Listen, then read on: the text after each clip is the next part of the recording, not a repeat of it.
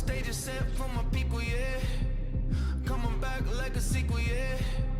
So hot, I'm a fever, yeah. Like the white wolf, gonna make you a believer, yeah. I don't ever wanna look back. The future's blurry, but the past is a trap. I might be staring at my last chance, but I'm cold-blooded. I'm cold-blooded. Ice in my veins, never gonna run. Venom on my face, fire on my tongue. I'm cold-blooded. It's all or nothing. If I go down, gonna burn with the sun. Won't quit now till I'm sitting on the throne. I'm cold-blooded. Oh, I don't ever wanna look back. The future's blurry, but the past is a trap. I might be staring at my last chance, but I'm cold-blooded. Are you ready? Are you ready? Cold-blooded. Are you ready? I'm cold-blooded. That one back up the middle. This could win it. The throw, not in time. Michael Bisham walks it off for the Creekside Knights.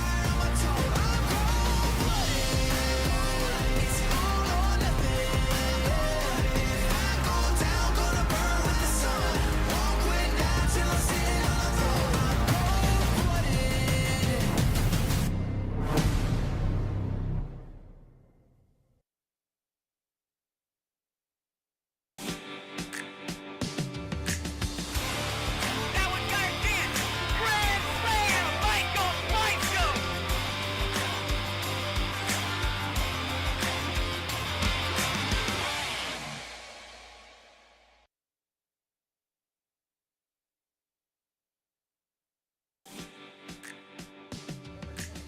Welcome to Creekside High School opening day baseball now live on Schlick Sports, and we have got a great one on tap for you between Creekside and Atlantic Coast.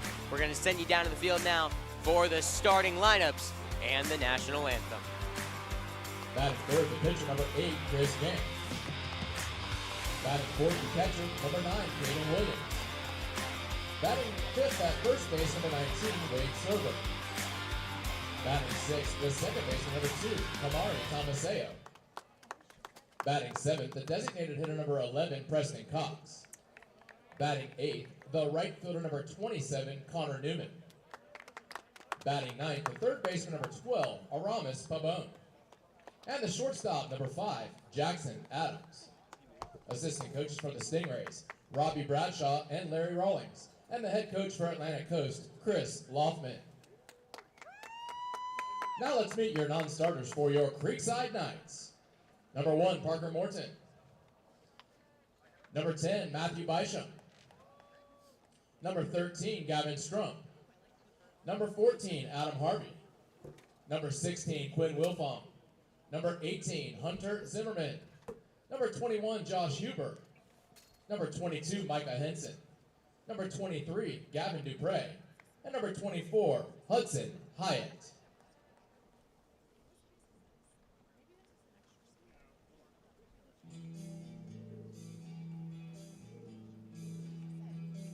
And now, tonight's defensive starters for your Creekside Knights. In left field, number 12, Jackson Kane. In center field, number 20, Sean Aschenfelder. In right field, number 6, Michael Bisham. At third base, number 19, Carson McFarland. At shortstop, number 5, Ty Martineau. At second base, number 2, Aiden Benechek. At first base, number 7, Tavern Blanton. The designated hitter, number 8, Hunter Schlegel. Catching tonight, number 3, Connor Belizik. And taking the bump for the Creekside Knights, number 15, Roman Baselli. Assistant coaches, Robbie McCluskey, Darren Lester, Chris Angelo, Tony Mazzio, and the head coach for Creekside Knights, Mr. Chris King. Ladies and gentlemen, we now direct your attention to the American flag flying in center field. Please stand and remove your caps as we honor America with the playing of our national anthem.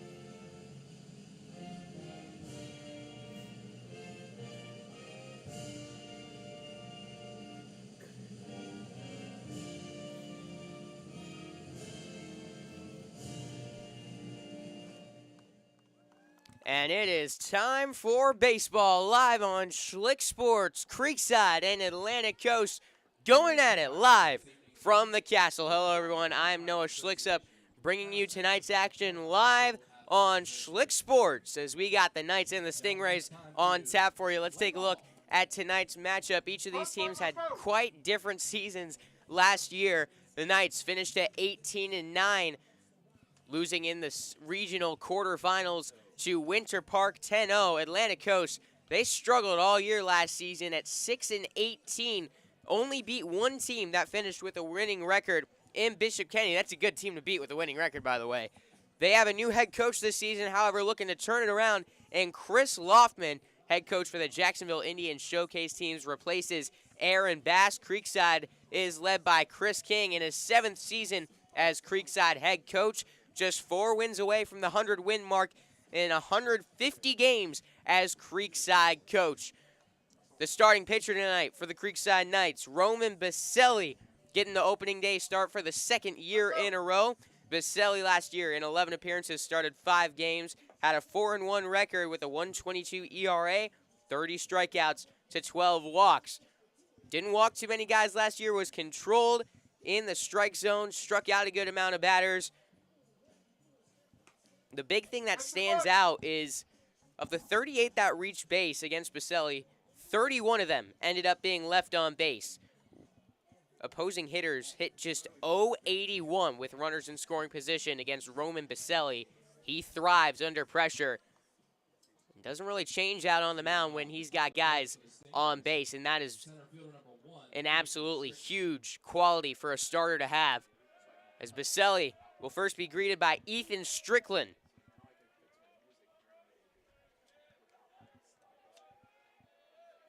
And the 2024 season is underway. Strickland caught chasing outside the zone at strike 1. Our temperature at first pitch, 54 degrees, wind blowing northeast at 5 miles per hour. Shouldn't be much of a factor tonight, as we got an 0-1 count. Strickland takes ball 1 in the dirt. Baselli changing some things up with his delivery this season now. More of a crossfire release from the senior. So a little bit of a different look in Roman Baselli than what Atlantic Coast saw last season. So we got 2-1 count on Strickland.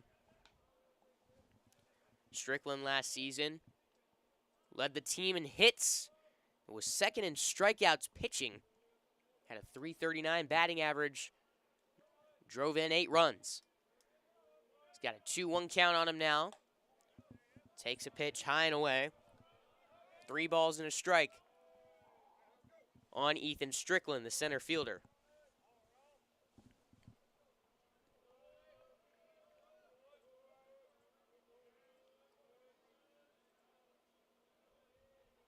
Baselli comes set. Here's the 3-1 pitch. And he walked him. Let's go, fix it. So Baselli loses Strickland, first batter of the night, and Delvin Haskell will step up to the plate. Now it's time to take a look at the starting lineup for Atlantic Coast. Ethan Strickland just led things off. He's followed by Haskell at the plate. Chris Gant in the 3 spot, followed by Caden Williams, Wade Serber, Kamari Tomaseo, Preston Cox, Connor Newman, and rounding it out, Aramis Pabon. As laying down the bunt is Haskell. Baselli fields, will throw it to first. It's high, pulls Blanchett off the bag. It was going to be a close bang-bang play either way. But now 2 on for Atlantic Coast to start off the night, with their 3-man, Chris Gant, stepping up to the plate.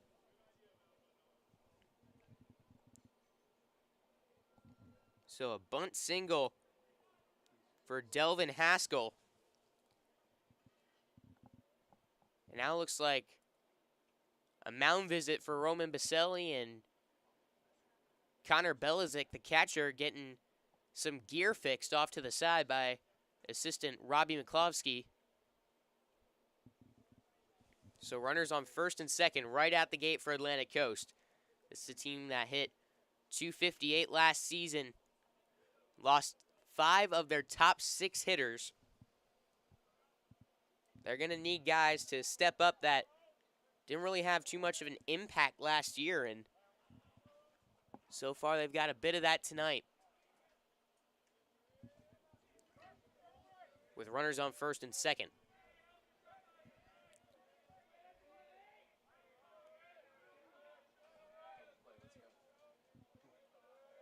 Now Gant, the pitcher, into the batter's box, trying to help himself out. With runners on first and second. Baselli takes a peek at Strickland, fires, and it gets past the catcher, Belizik. Runners will advance into scoring position at second and third. That looked close, like it looked like a foul tip. And that's what Chris King is going out there to talk about with the umpires.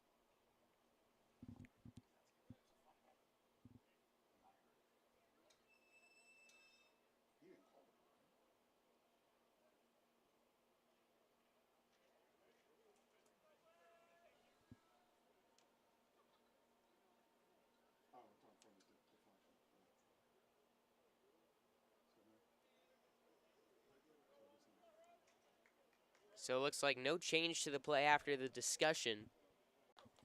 Bases loaded. 1 out.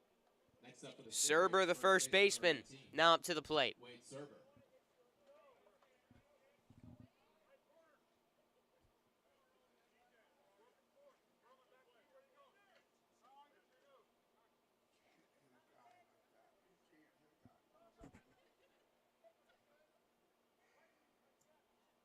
Into the game on a bases, number 23, DJ Oates.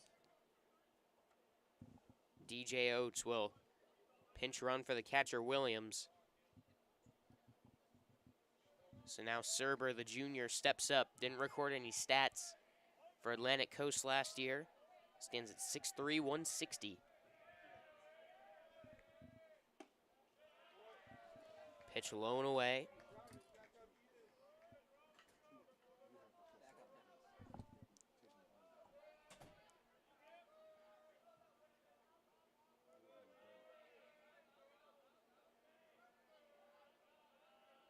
Here's the 1-0. Catches the zone for strike 1.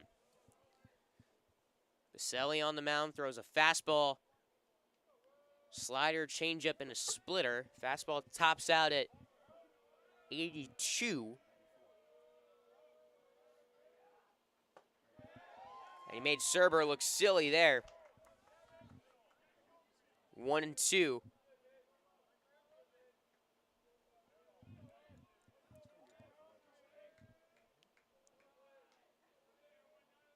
Bases loaded. 1 ball, 2 strikes.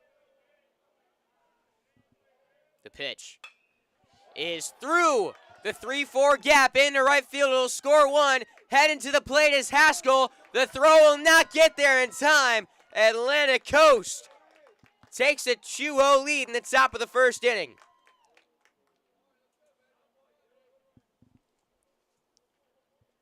So not how Creekside would have hoped this one would start off. Atlantic Coast with 2 runs on the board, only 1 out in the first inning. Wade Serber comes through with the 2-run single.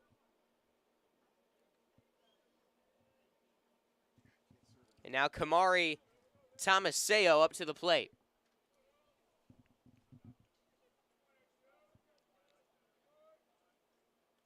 Runners on first and second. First pitch strike.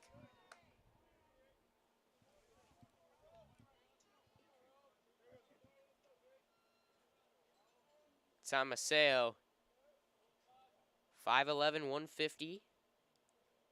The Atlantic Coast junior awaits the 0-1. Pops this one up around second base. Aiden Benechek will make the play. 2 gone in the top of the first. Now it's time to look at the Knights out on the field. Out in the outfield, Jackson Kane in left, Sean Ashenfelder in center for the Knights, Michael Bysham in right. On the infield, Tavern Blansit, the first baseman. Aiden Benechek out at second. Ty Martineau at short. Carson McFarland, man in third. Connor Belzic behind the plate. And Roman Baselli has got 2 on, 2 out, and 2 in for the Atlantic Coast Stingrays. Fires the first pitch to Preston Cox in the dirt for ball 1. Cox, the DH for the Stingrays.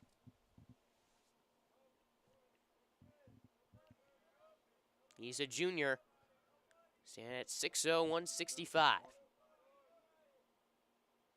1-0 count. Fouls it back for strike 1.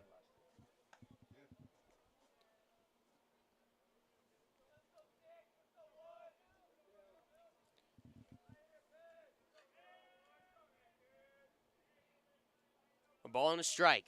Baselli set on the bump. Fires a fastball high. 2-1.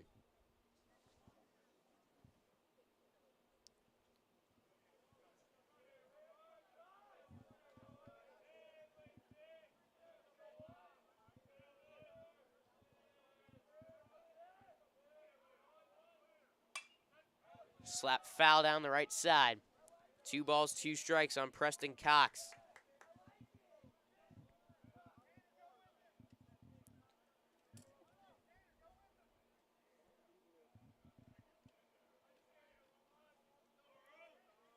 DJ Oates on second. Wade Serber on first.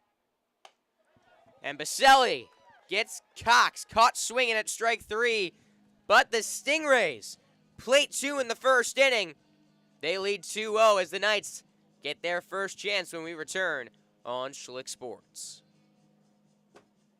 They are back together again and talking sports in Jacksonville. Brent Martineau and former Jags player Austin Lane from 10 a.m. until 1 p.m. on all the social media platforms, and for the first time ever in Jacksonville, a 24/7 streaming network. It's Action Sports Jax 24/7. Download the Action News Jax Now app and get sports all day, every day. It's on Roku, Apple TV, Google TV, and many other platforms. Action Sports Jax 24/7 and the new Brent and Austin Show, 10 a.m. until 1 p.m.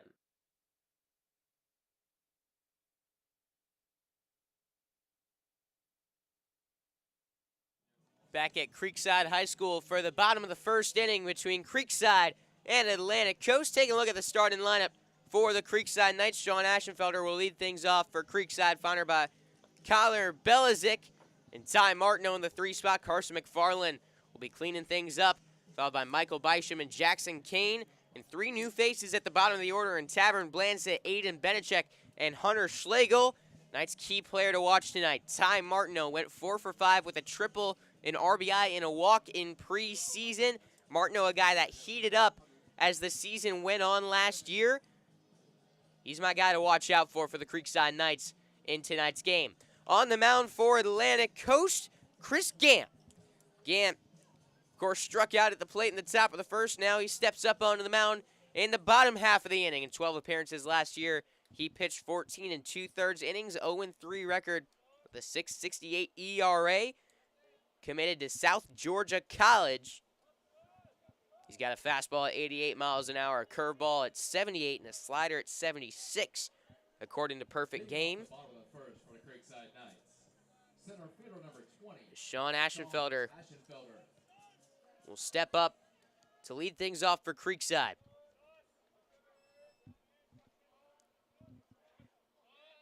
Awaits the first pitch from Gant. And he takes a strike. Aschenfelder last year for Creekside was probably their most consistent hitter at the plate.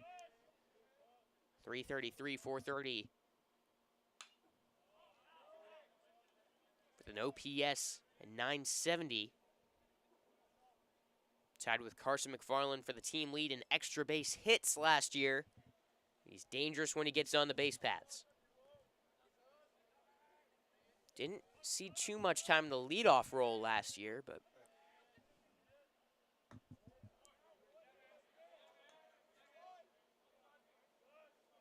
1-2 count on Aschenfelder.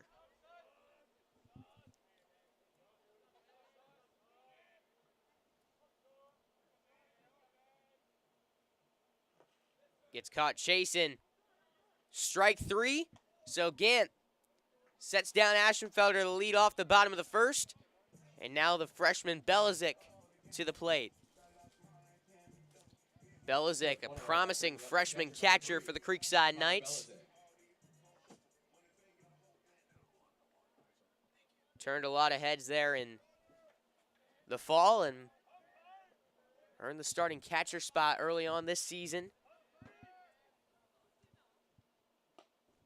Gets caught swinging at strike 1. Belizik, 1 for 5 in the preseason with 3 RBIs, sac fly.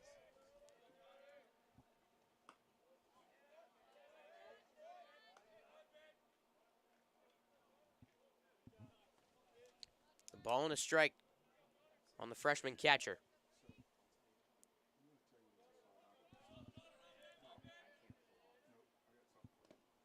Gets caught chasing in the dirt. 1-2 now.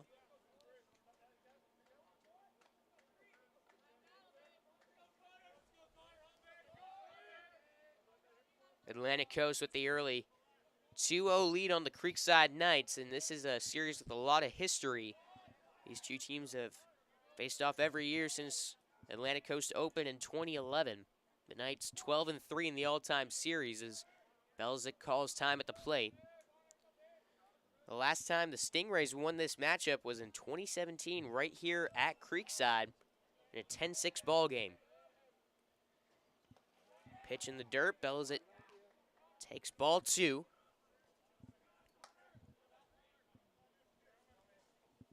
Two-two count with 1 away. Gant open to find the zone and challenge Belizik a little bit with a 2-strike pitch. Instead, he bounces it in the left-handed batter's box. 3-2.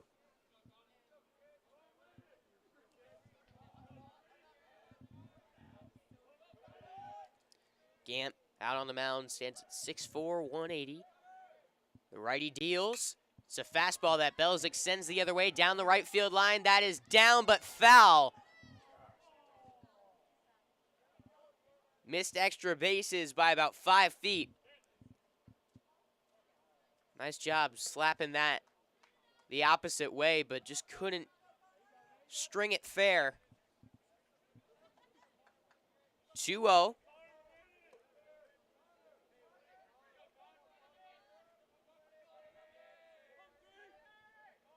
Belizik back into that right-handed batter's box. And again, we got the 3-2 pitch. High for ball 4. Belizik will take first. So the Knights got a runner on with 1 away for the shortstop, Ty Martineau. Martineau had a red-hot preseason for Creekside. As I mentioned, he's a player to watch tonight for the Knights. Went 4 for 5. The triple. Last year, Martineau for the Creekside Knights struggled a lot early in the season, hit over 300 in April. Overall, hit 197, but with the 318 on-base percentage, he's patient up at the plate. Waits for a good pitch, not afraid to take a walk.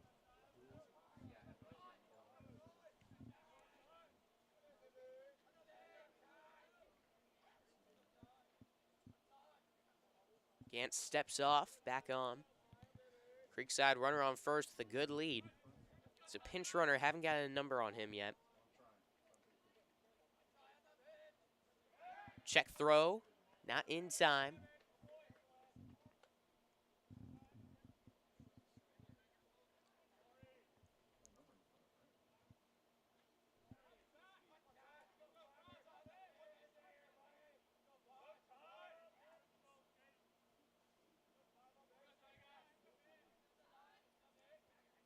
Runner goes.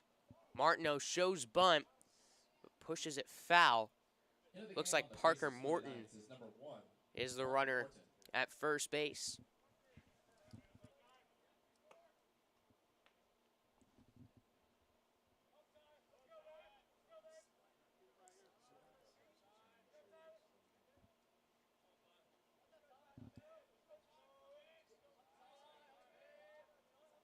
One out and one on.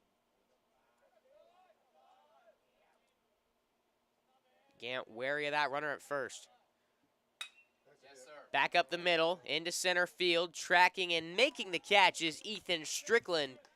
Martineau with good contact, but ranging to his right. Strickland makes the play, and that'll bring up McFarland with 2 gone here in the bottom of the first. Brings up your third baseman number 19. McFarland worked mostly out of the DH and catcher roles last season, as Will Busey was Creekside's kind of everyday third baseman for most of the season. Had a great glove over at third base, and McFarland in his senior season kind of stepping into that third base role for the Knights. The Flagler College commit can mash up at the plate.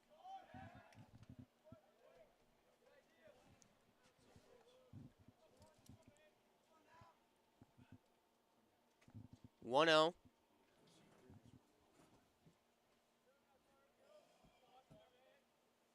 Runner goes. Pitch a strike. Throw down. Got Parker Morton trying for second. Caught stealing will end the inning. So Creekside gets a runner on. Can't do anything with it. Headed into the top of the second inning. It's 2-0 Stingrays live on Schlick Sports. They are back together again and talking sports in Jacksonville. Brent Martineau and former Jags player Austin Lane from 10 a.m. until 1 p.m. on all the social media platforms, and for the first time ever in Jacksonville, a 24/7 streaming network. It's Action Sports Jax 24/7. Download the Action News Jax Now app and get sports all day, every day. It's on Roku, Apple TV, Google TV, and many other platforms. Action Sports Jax 24/7 and the new Brent and Austin Show, 10 a.m. until 1 p.m.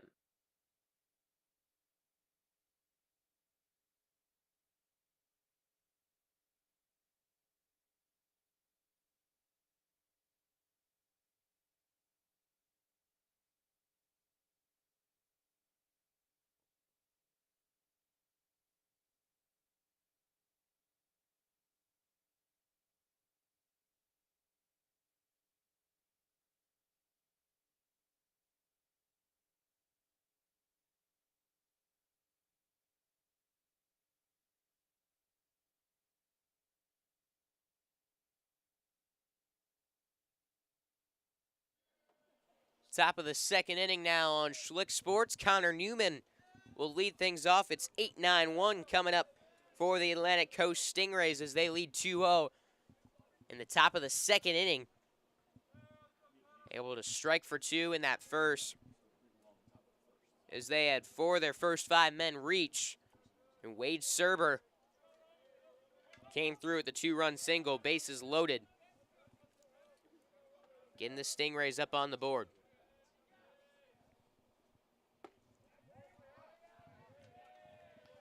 So Newman takes ball 1.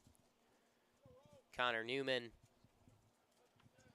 for the Stingrays, 5'8" junior, weighing in at 150.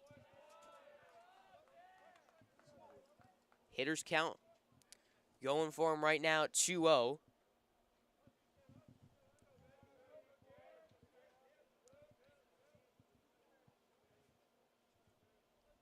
Here's the pitch. Taken for a strike on that inside part of the plate.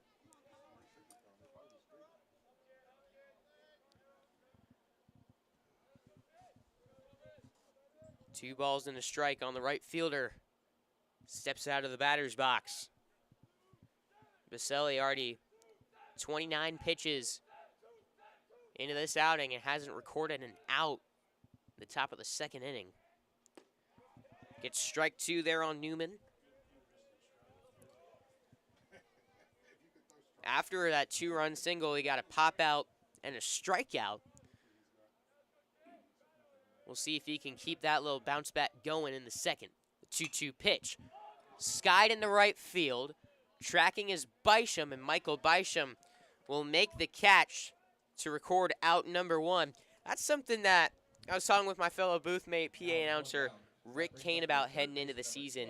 we were wondering, Bisham last year, mainly out of left field for the Creekside Knights, but now in right for the Knights this season, especially making that shift from different sides of the outfield, especially in your home ballpark. It's a different way of tracking things. I know Alex Calabro, the former Creekside right fielder, talked a little bit about the lights out here, and sometimes in this night sky you can lose that ball facing that third base side.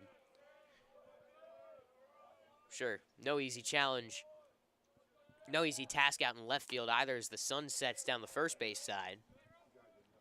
But it's a different look out in right field, and it'll be interesting to see if that has any effect out there on Bisham. 1 out and a 1-1 count. Pitch inside, 2-1. No word on the pitch limit for Roman Baselli tonight, but gotta imagine it's somewhere around 70, 60, 70. 2-1. Again to the right side. Out of play for a foul ball. Aramis Pabon up at the plate. The junior. Seen a lot of opposite field contact against Baselli. Guys being late on pitches in on the hands. The 2-2. Pabon thought about it for a second, but laid off on the pitch well outside. We got a full count. And the third baseman, Pabon, awaits the pitch.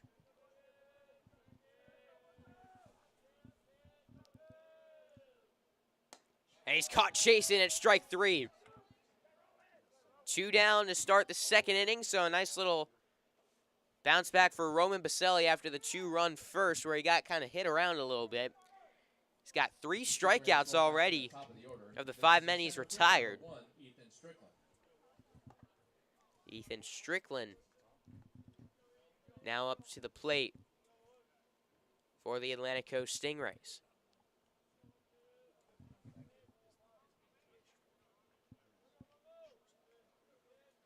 Walked his first time up. Takes strike 1. It was a real hitter's count last time. 3-1. Strickland was patient, waited, and Baselli didn't really challenge him much. Ended up over on first base and scoring the first run of the game.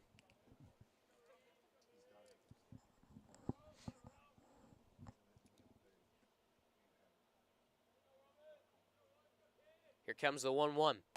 High and away for ball 2.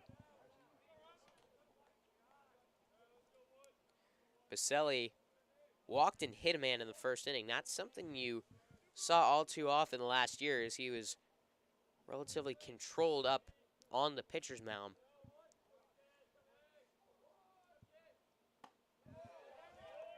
Gets strike 2 in there on Strickland, and now trying to set the Rays down.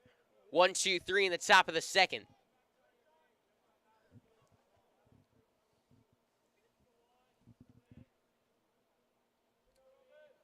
Here's the 2-2. And he didn't go. It was a close pitch on the inside corner. I thought he might ring him up on the pitch location. But Strickland was able to hold back on ball 3, so now full count. Baselli's got to try to get him this time. The 3-2. Behind Ethan Strickland. The second walk of the night now for the senior. And Delvin Haskell back to the plate. Next up for the Stingrays, left fielder, number 6, Delvin Haskell. Nice job there by Strickland, extending the inning. Baselli's pitch count already up there at 42.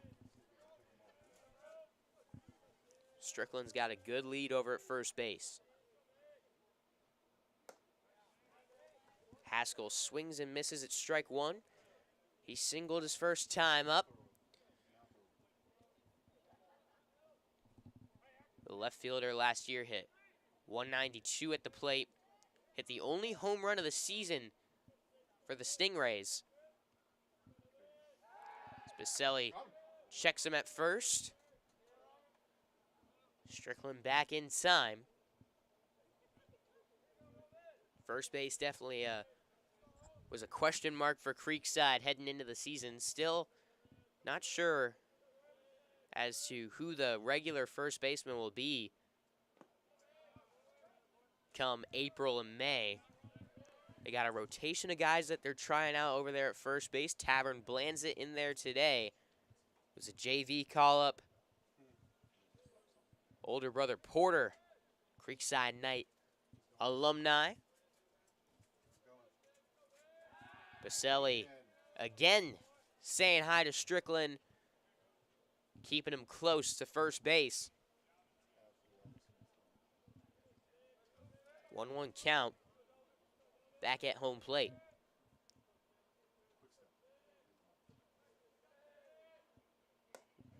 Late on the fastball was Haskell. A ball and 2 strikes.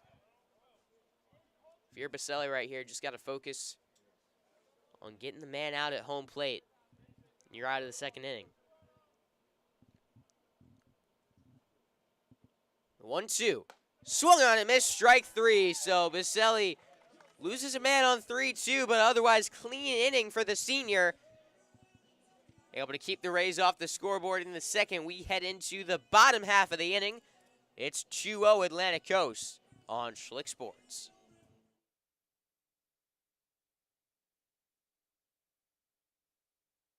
That One Painter First Coast is here for your home service needs. We specialize in residential and commercial interior and exterior painting, whole house pressure washing, cabinet refinishing, stucco repair, and more. Call 904-417-3557 for your free estimate today.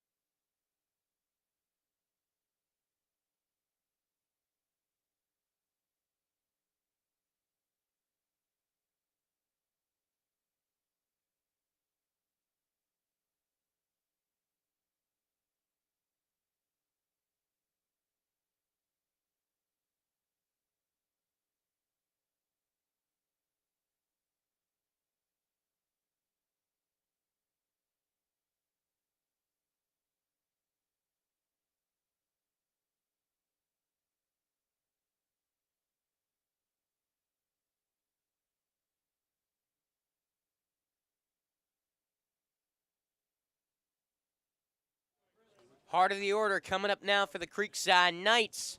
In the bottom of the second inning after Parker Morton was caught stealing. Pinch running for Connor Belizik to end the bottom of the first. Now Carson McFarland back up to the plate with a fresh count. Takes ball 1, 1-0.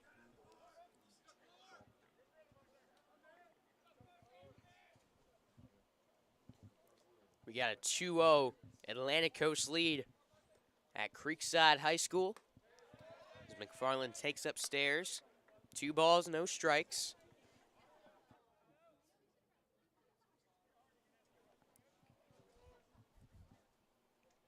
McFarland last season for Creekside had a batting average at .324. He takes ball 3. Power threat, but probably won't come into play tonight in this cold air. Don't see too much go out generally at Creekside High School, and that's not going to happen in February. Outside of very rare occasions, as McFarland walks on 4 pitches, Michael Bysham steps up to the dish now for Creekside. He had 3 gigantic hits for Creekside last year. Walk-off in Daytona. Home run. The 3rd game of the season Playing Florida Christian at Lowndes is right here. He lays down a good bunt down the third base side. It's going to be a close play at first. And the first baseman, Wade Serber, drops the throw from Pabon. So 2 on for Creekside on the throwing error. Jackson Kane now to the plate with 2 on, nobody out. I think that out there arguing the call, head coach Chris Loffman, I think he's arguing that he caught it, had made the play before he dropped it. I don't know, but that looked like it just kind of like popped in and out of the glove.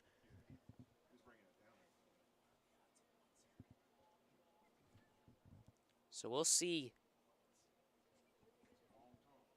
if this has any effect on the call on the field, but generally these won't. Next up to the plate for Creekside will be Jackson Kane. So we'll resume action with 2 on, nobody out. Kane last year for Creekside in 11 at-bats, hit .375, drove in a run. This year having a much more expanded role for the Creekside Knights, out there starting in left field tonight.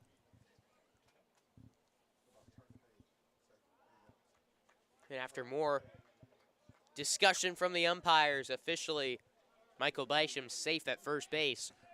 So after the walk and the error, runners on first and second for Creekside. On deck for Creekside, Tavern Blansett. You got 3 guys who are new to varsity in the bottom 3.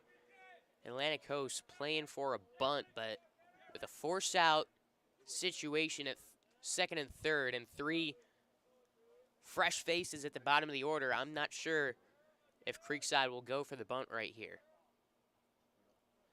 Chris Gant will step off and reset. Again, nobody out in the bottom of the second inning.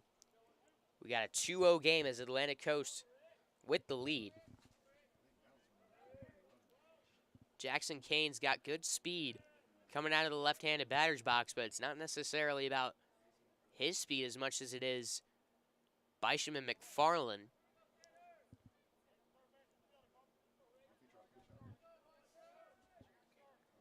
Kane showing bunt.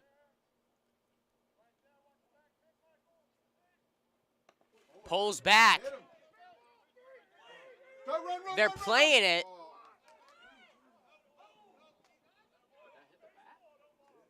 I'm not sure what happened.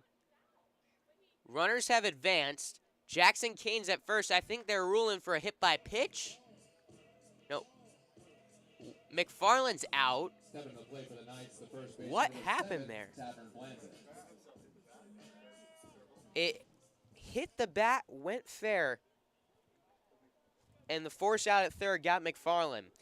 That was a weird series of events. So now 1 out for Tavern Blansett.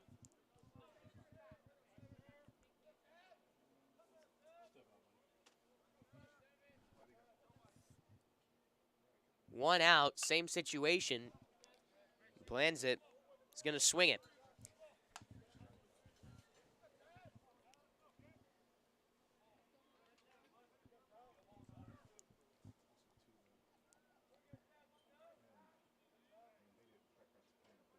No balls, 1 strike.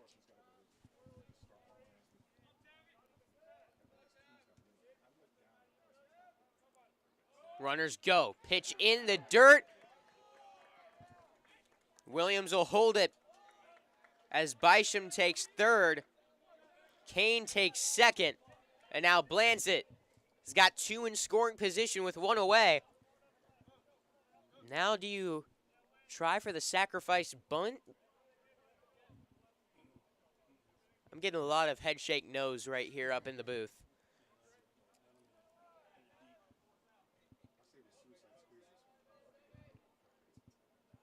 Considering the Knights do like the bunt, though they struggled at times with it last year. Corners in. Blansett will step out of the batter's box. Gant, a slow worker out on the pitcher's mound. Seen that a couple times here tonight where guys calling time at the plate.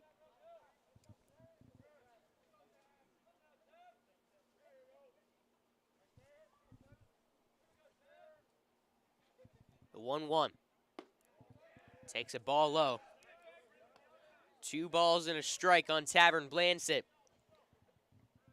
First varsity at bat the regular season now for the junior. In a big spot with the Knights down 2. They got the tying run out on second. 1 away. Blancett sends it past the second baseman into right. Chugging for home goes Kane, and he is in. We are all tied up. Tavern Blancett comes through with the 2-run single. It skipped off the glove of Tomaseo at second base.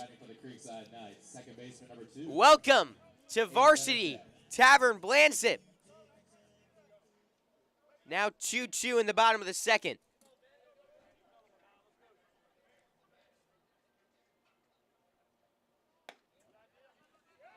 Check throw at first.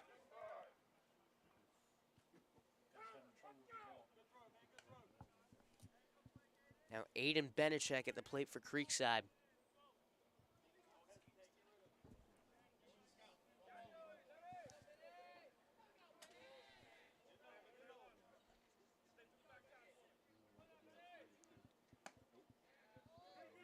Did he go? No, he did not.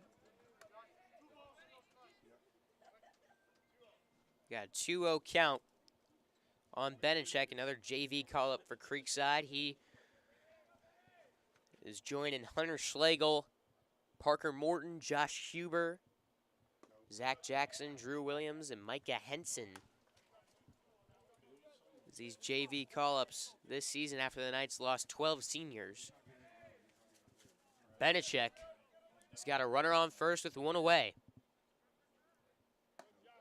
And he walked him on 4 pitches. So runners on first and second again for Creekside. And the DH, Hunter Schlegel, Now batting for your Creekside. his turn to face Gant, then the top of the order right behind him. Hunter Schlegel. So after a quick visit from Williams, the catcher, Gant can try to settle in, and now we'll get a visit from his head coach, Loftman. Hunter Schlegel was 0 for 2 at the varsity level last year. The junior, according to head coach Chris King, he's got the strength to generate major power at the plate. Guess it's in the genes, as his dad, Anthony, a former NFL linebacker and current strength coach for the Ohio State Buckeyes football team. As it's a long visit out on the bump from Coach Loftman. And now Schlegel will get a chance now, back even at 2. Still only 1 gone in the bottom of the second. Timely hitting was a huge part of the Knights' success when they were having success last year. Blanzett's come up already in this inning. We'll see what Schlegel's got in store here.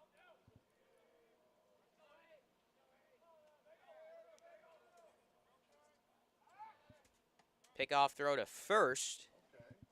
Checking on Benechek. Benechek back safely.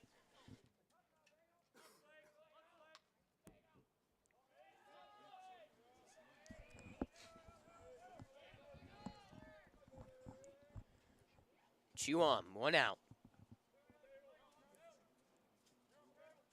First pitch to Schlegel. Ball low.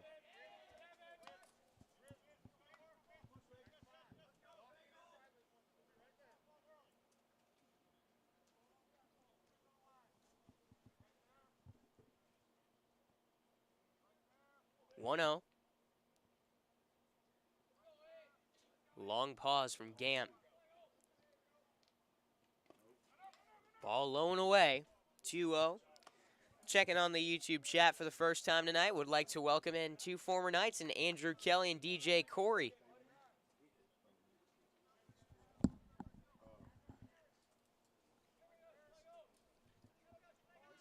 2-0. We'll see if Schlegel's got the green light. Gant's been struggling to find the zone these last few batters he's faced. And he finds it right there, 2-1.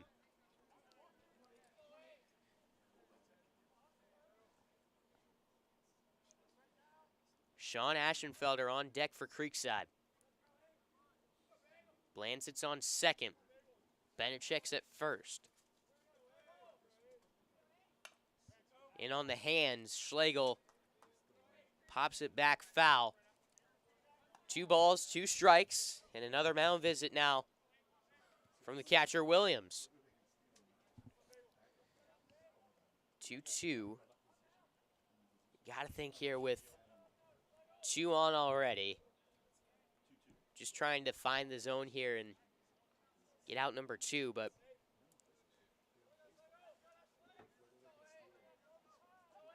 you never know. Maybe they try to get him to chase.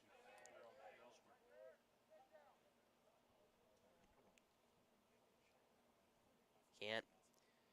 Gets the sign. Comes set. Williams sets up over the plate.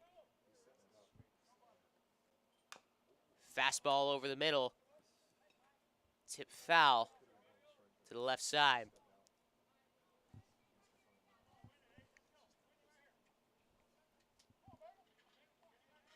Schlegel, the DH tonight for Creekside.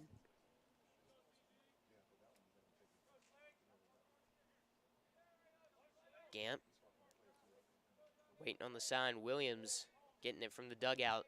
Now realize it. To his senior on the bump. Schlegel again fouls it back. He's fighting.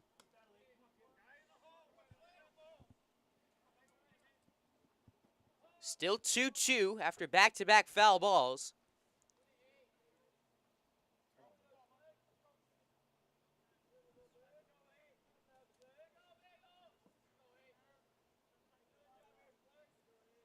Big spot for Hunter Schlegel.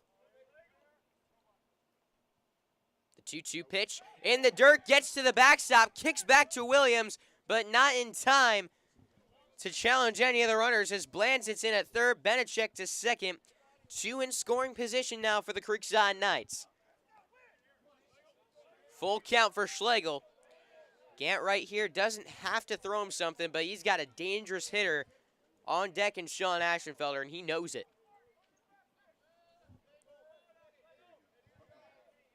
The 3-2. Foul back again. Back on that little wild pitch there at Creekside. If it got to the backstop, it used to be 100% a free base. Took a while for the catcher to get to it. Now a new backstop put in place here. The stone wall, it took a nice hop right back to the catcher, Williams. That could be interesting to watch this season, how base running changes here at Creekside High School. It's 3-2. Misses upstairs for ball 4. Schlegel on at first. And it's back to Aschenfelder at the top of the order. Center fielder number 20, Sean Aschenfelder.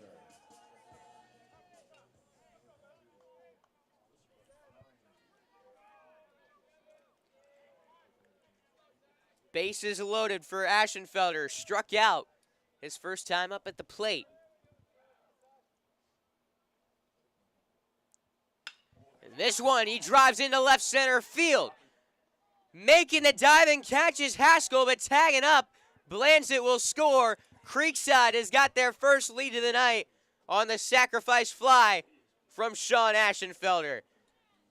That is a nice job there by Aschenfelder. Got a pitch in on the hands, and he drove it a long ways into left center. A great play by Delvin Haskell to keep multiple runs from scoring, laying out, making a really nice grab. But it is now 3-2 Creekside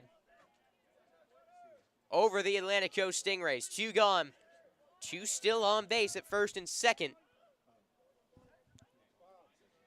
And it's Connor Belizik for Creekside.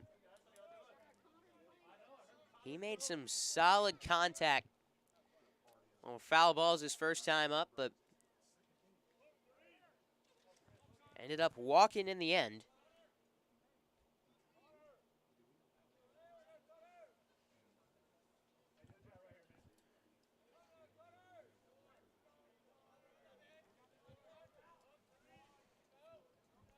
Big hole there between first and second base. He rips it to short. Glove by Adams, throw to second. In time for the force out, but Creekside plates 3 in the bottom of the second. They take a 1-run advantage on the Atlantic Coast Stingrays. When we come back, I will be joined by Ben Ward from Atlantic Coast as we head into the top of the third on Schlick Sports.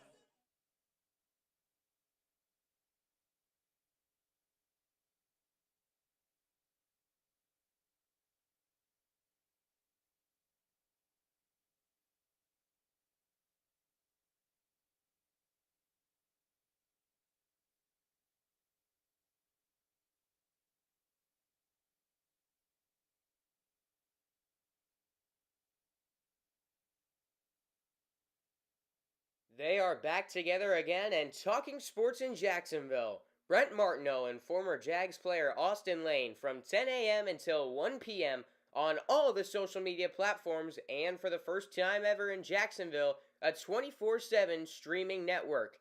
It's Action Sports Jax 24/7. Download the Action News Jax Now app and get sports all day every day.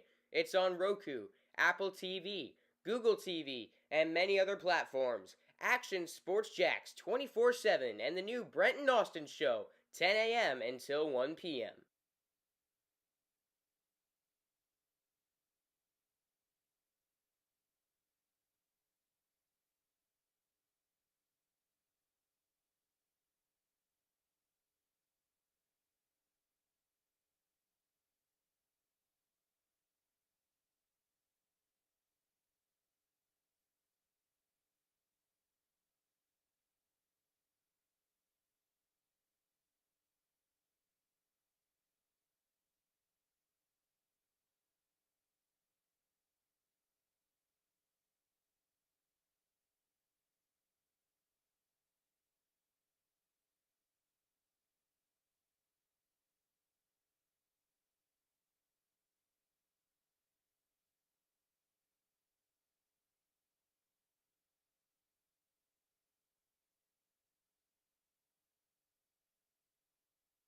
Stingrays is the pitcher number 8, Chris Gant. Back for the top of the third inning now here at Creekside High School, and we are joined by Atlantic Coast student athlete, student broadcaster Ben Ward. Ben, great to have you here.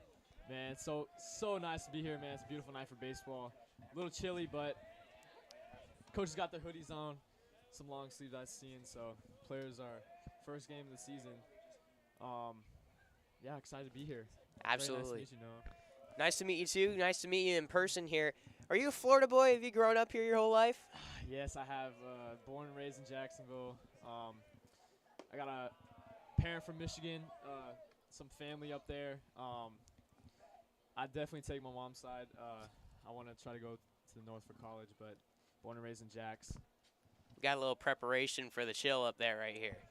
I know, right? Chris Gant up at the plate, leading things off for the Stingrays in the top of the third inning. Ben, you guys are starting some broadcasting over at Atlantic Coast for the baseball season this year. Yes, very excited about it. First game was last week. It was a heartbreaker, 1-1 through 5 innings. 6th inning, B-side took a 5-1 lead. But like I said, that was just preseason. You know, they're new culture, new coaches. These guys are trying to get used to it. Absolutely. As Gant gets caught looking at strike 3, what are your expectations for the Stingrays this season? Obviously, they've had some down years recently. Do you think they'll rebound here for some more wins this season? I'm hoping so. You know, Coach Davis, he kind of set the standard when the school opened. You know, I remember when my brother used to do scoreboard, I'd go to most of the games when I was actually in middle school, and you know, it was definitely different culture. But you know, last year, little vacancy in the head coaching spot, just some fill-ins. It was tough for the seniors to go out on a tough season, but you know, this season got some new coaches that are ready to set a new standard, and it's been a good start. I know, from friends on the team, they're doing long practices. They're getting the work in. So hopefully we can change the script. Like I said, our pitcher Chris Gant, he's a 4-year starter on varsity. So hopefully he can end off on a good note this year. Absolutely. 2-1 count now on Caden Williams. Caden, the catcher out here, got hit by a pitch his first time up. Ben, what can you tell us about Caden? Oh, man, Cade, he's a, middle school. I remember watching him. I actually go back to 7th grade when he played against my Ospreys at Kernan. He's a lovely kid. I love talking to him. I've talked to him at lunch a few times. He's excited to be here. And, of course, starting the position of Preston Cox at catcher. He's done some good things in the preseason game last week, filling in as well in the 4th inning, came in. But, yeah, he's held a spot and had a hit last week as well. So he's on a good pace right now. Absolutely, in a 3-2 spot right here. 1 down here in the top of the 3rd inning. Williams awaits the payoff pitch. Oof. Up and in, got him again, and 2 hit by pitches on a cold night like this. Can't feel too great, but hey, he'll take it on first base. Wade Serber, after his 2-run single back in the 1st inning, now up to the plate. And Ben, you talked a little bit about Coach Chris Lofman, him coming in here and establishing those long practices. Yes. What are your early thoughts? What are you hearing about him and what he's implementing here at Atlantic Coast? Yeah, so I went to the baseball meeting, the first one they had back in August, and he had some very good things to say to the parents who went. Some of the players were there as well. He's definitely, coming from Sandalwood. He's coming from another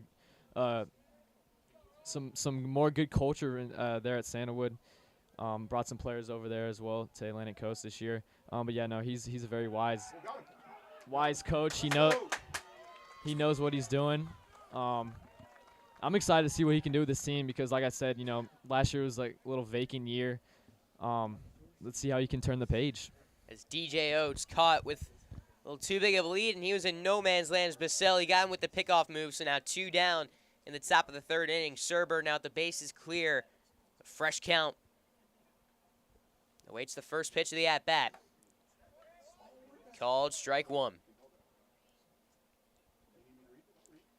So, Ben, we mentioned here at the top of the inning how you guys starting the new broadcasting for baseball. You guys did some basketball broadcasts this season that obviously, with you being on the basketball team, couldn't really be part of. But when did you first become interested in doing this? Because I know you've done this for a couple years now at Atlantic Coast. Yeah, well, it's interesting. I used to do little broadcasts of, I'd practice broadcasting in my house. I'd have a big speaker set up with a microphone when I was very, very young, probably around 8 or 9. And, I've always, loved doing little made-up games in my house, running around the living room, just, yelling out players' names and things like that. But, I've played sports my whole life, so, it's kind of just been a hobby for me. But, started to take it serious. Of course, going to school, meeting Mr. Kushner was, it's a huge connection that I've had. So he's been able to help me out a lot. And, of course, being up in the booth with my brother when he used to do scoreboard, I just, would imagine myself being up there with the mic on, announcing the players' names. So, it's always been a passion of mine since I was little. And, I love doing it. I love, being creative with it. And, getting to know the players as well has also been really cool doing the broadcasting. And, yeah. Absolutely is. We'll be back with Ben Ward in the bottom of the 3rd inning as Roman Baselli, 2 strikeouts and a pickoff move to retire the side in the top of the 3rd. 3-2 is our score. Creekside leads as we enter the bottom half of the 3rd inning on Schlick Sports.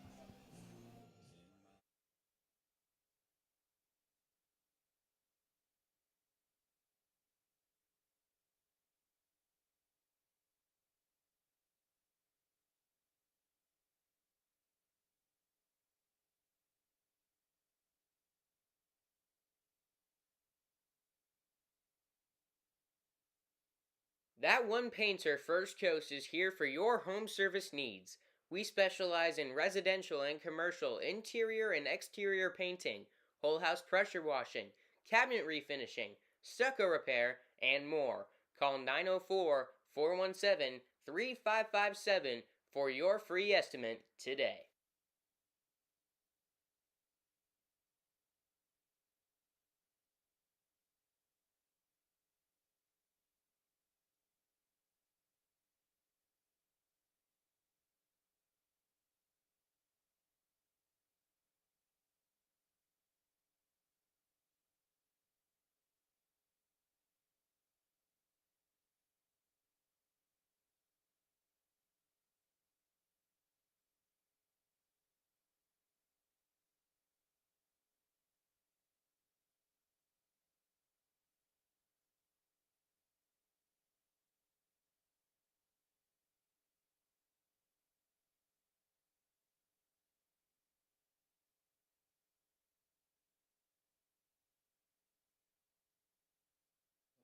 third for the Creekside Knights.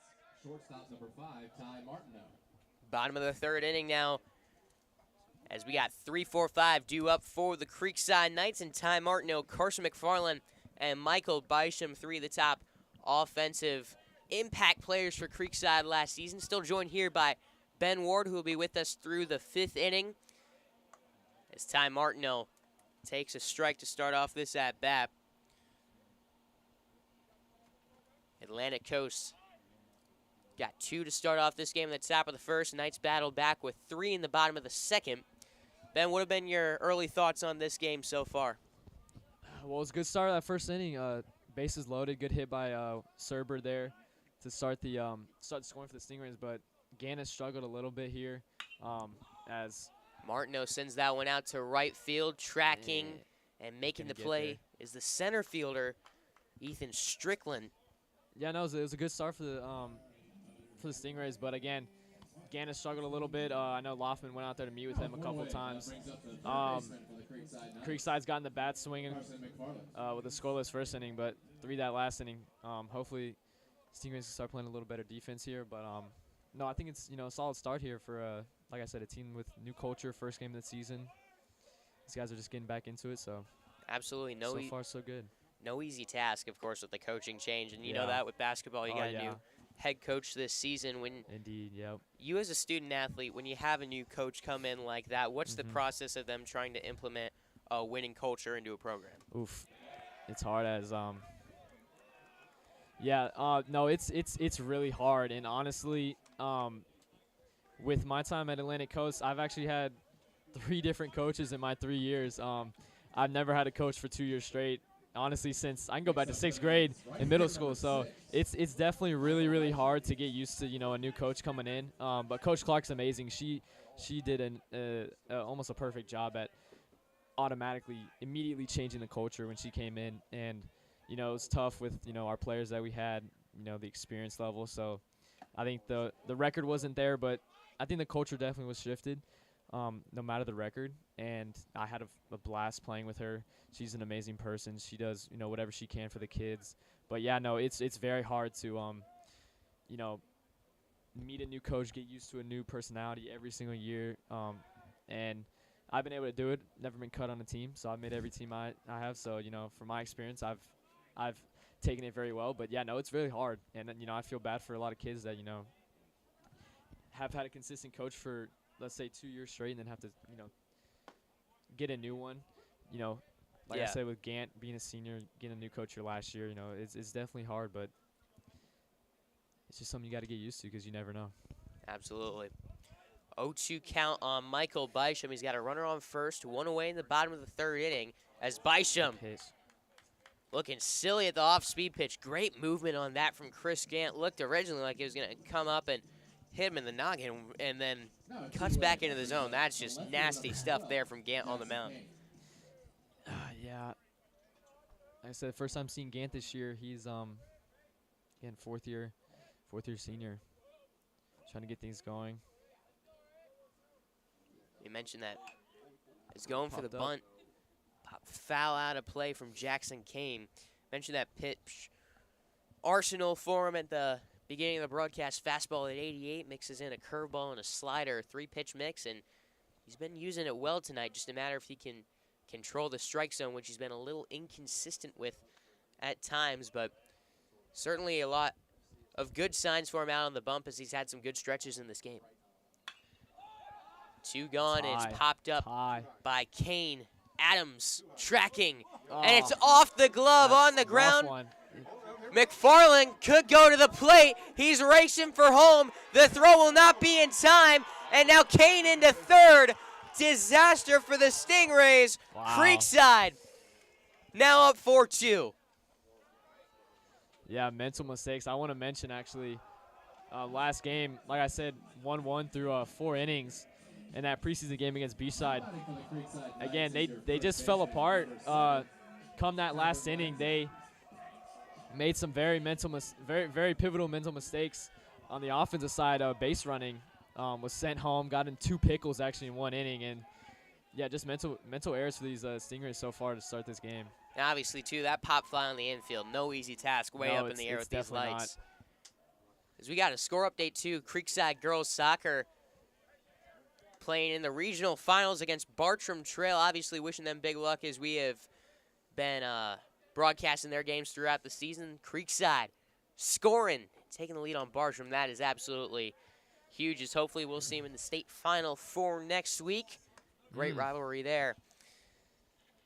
And Go ahead. What were you going to say? And I wanted to go back to this question about being an athlete with a new coach. When they come in and you're getting your original, thoughts, you're building a relationship with the coach. What are some things that these people can do to help build a good relationship with their players? You mean for the coach with their players? Yeah. Yeah. Okay. So I would say a good thing to do is always have a meeting with parents. Set up something where you can talk to the players that were originally on the team last year. Get to know them, get to know parents, maybe take a tour around the school. Just get to know the environment that you're going to be in. Because like I said, every school is different, and culture is just the biggest thing. Like I said, every school is different. Every school is going to have a different culture. So I would say just get to know your players first. With Coach Clark, she set up a lot of, workouts throughout the summer, played a lot of games actually out of town during the summer. So we were able to get that experience leading up to the season, which I think is very important, especially with high school. Get your chemistry up with your team, help them connect, go out places outside of basketball. Just get that chemistry up, because chemistry is a really, really important thing in sports, and I've learned that throughout the years. And like I said, having a new coach for every single year of your career is hard, because you got to rebuild that chemistry up. So I just think getting to know your players, getting to know the environment you're going to be in, and I think that's just the biggest thing. Absolutely. We'll be back with more with Ben Ward as Blanza was down on strikes. Top of the fourth inning coming up. Creekside striking for one. They got a 4-2 advantage over the Stingrays when we return.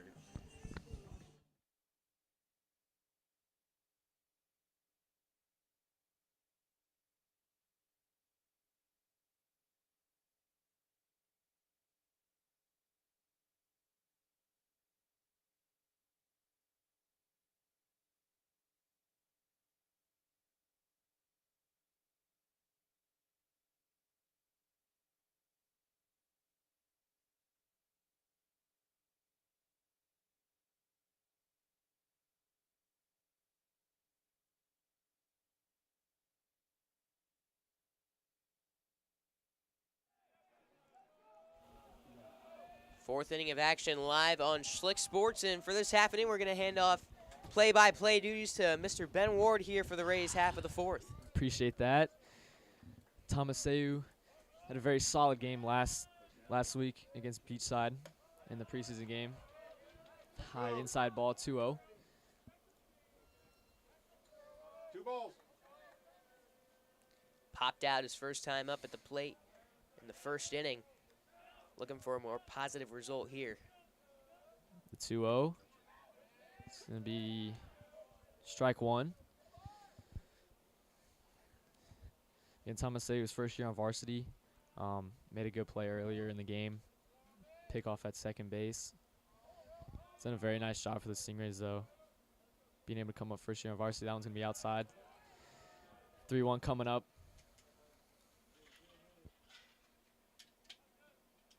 Fire Baselli right here. I'm going back to the fastball, trying to get over that part of the plate, get into the zone.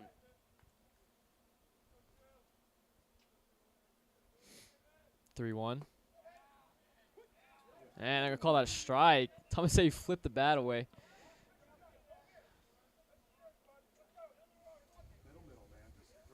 Full count. That was a close pitch right there. Nice job by Baselli getting back into the count. See if he doubles up with the fastball.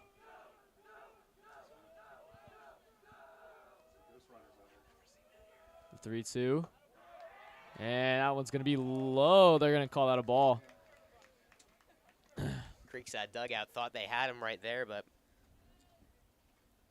pitch called ball four. Now head coach Chris King coming to the mound, and it looks like we are going to have our first pitching change of the game. Interesting.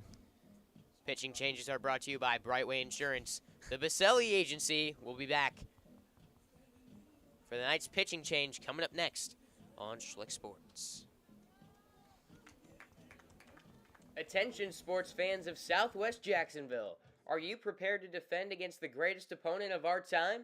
I'm not talking about a rival team. I'm talking about cyber threats. Did you know that in 2023, over 60% of small to mid-sized businesses experienced a cyber attack, and only 14% were considered prepared to handle the attack? Don't let one setback sideline your success. Here to help is CMIT Solutions of Southwest Jacksonville, your local IT managed services provider for small to mid-sized businesses in and around Southwest Jacks. Tune in to our free podcast on cybersecurity, where we break down the complex threats in just 15 minutes per episode. Make the most of your drive time and defend your business like a champion. Stay safe, stay secure. Find us on YouTube at youtube.com/@CMITSWJacks.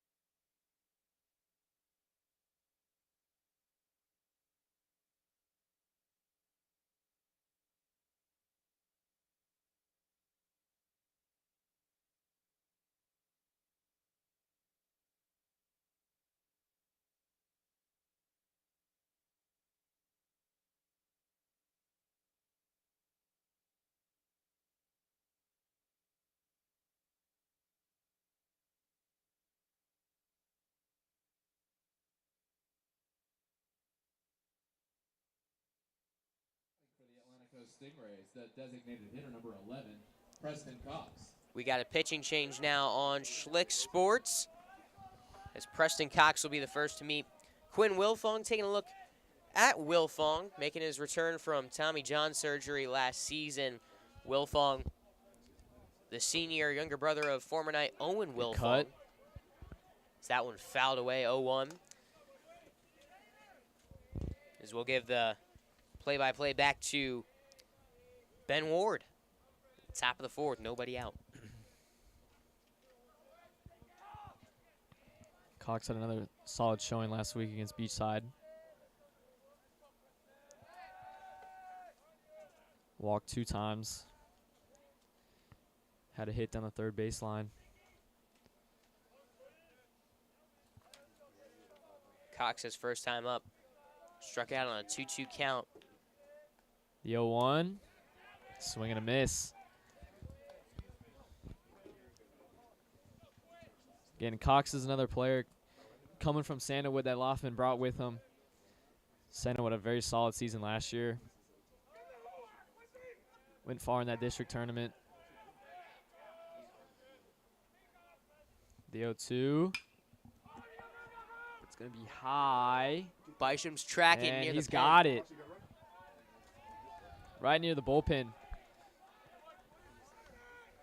That was a nice play by Bisham out in right field. That one was high. That was trailing towards the pen. That's a nice job tracking that ball in. Down. That'll bring up the right fielder number 27, Connor Newman.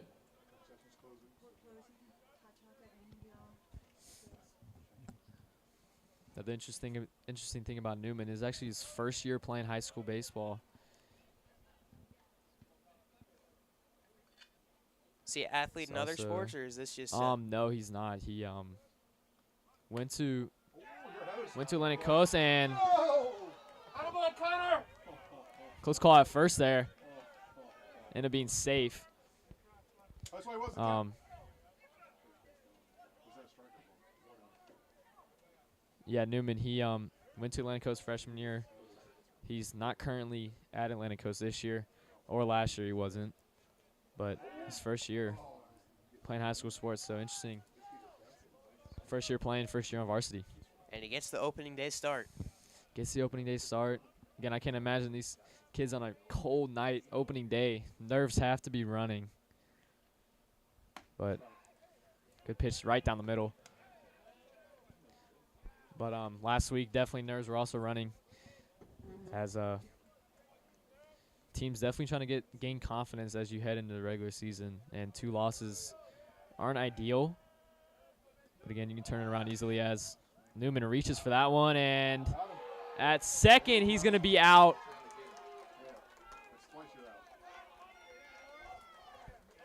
Two outs now for the Knights. And Stingrays have not been able to get anything going since that first inning. A good chance there with a runner on first and two. Yeah. He right there on the base paths. Tomaseo, close play at first on the check throw from Belizik behind the plate. Caught stealing there. Almost picked off. Got to be more 1-2. careful on the base paths. Most definitely. And that was a big storyline last week as well for the Stingrays. A lot of mental errors. Not sure if Loffman would like to see that. Again, most definitely. Here's the 2-2. It's going to be high.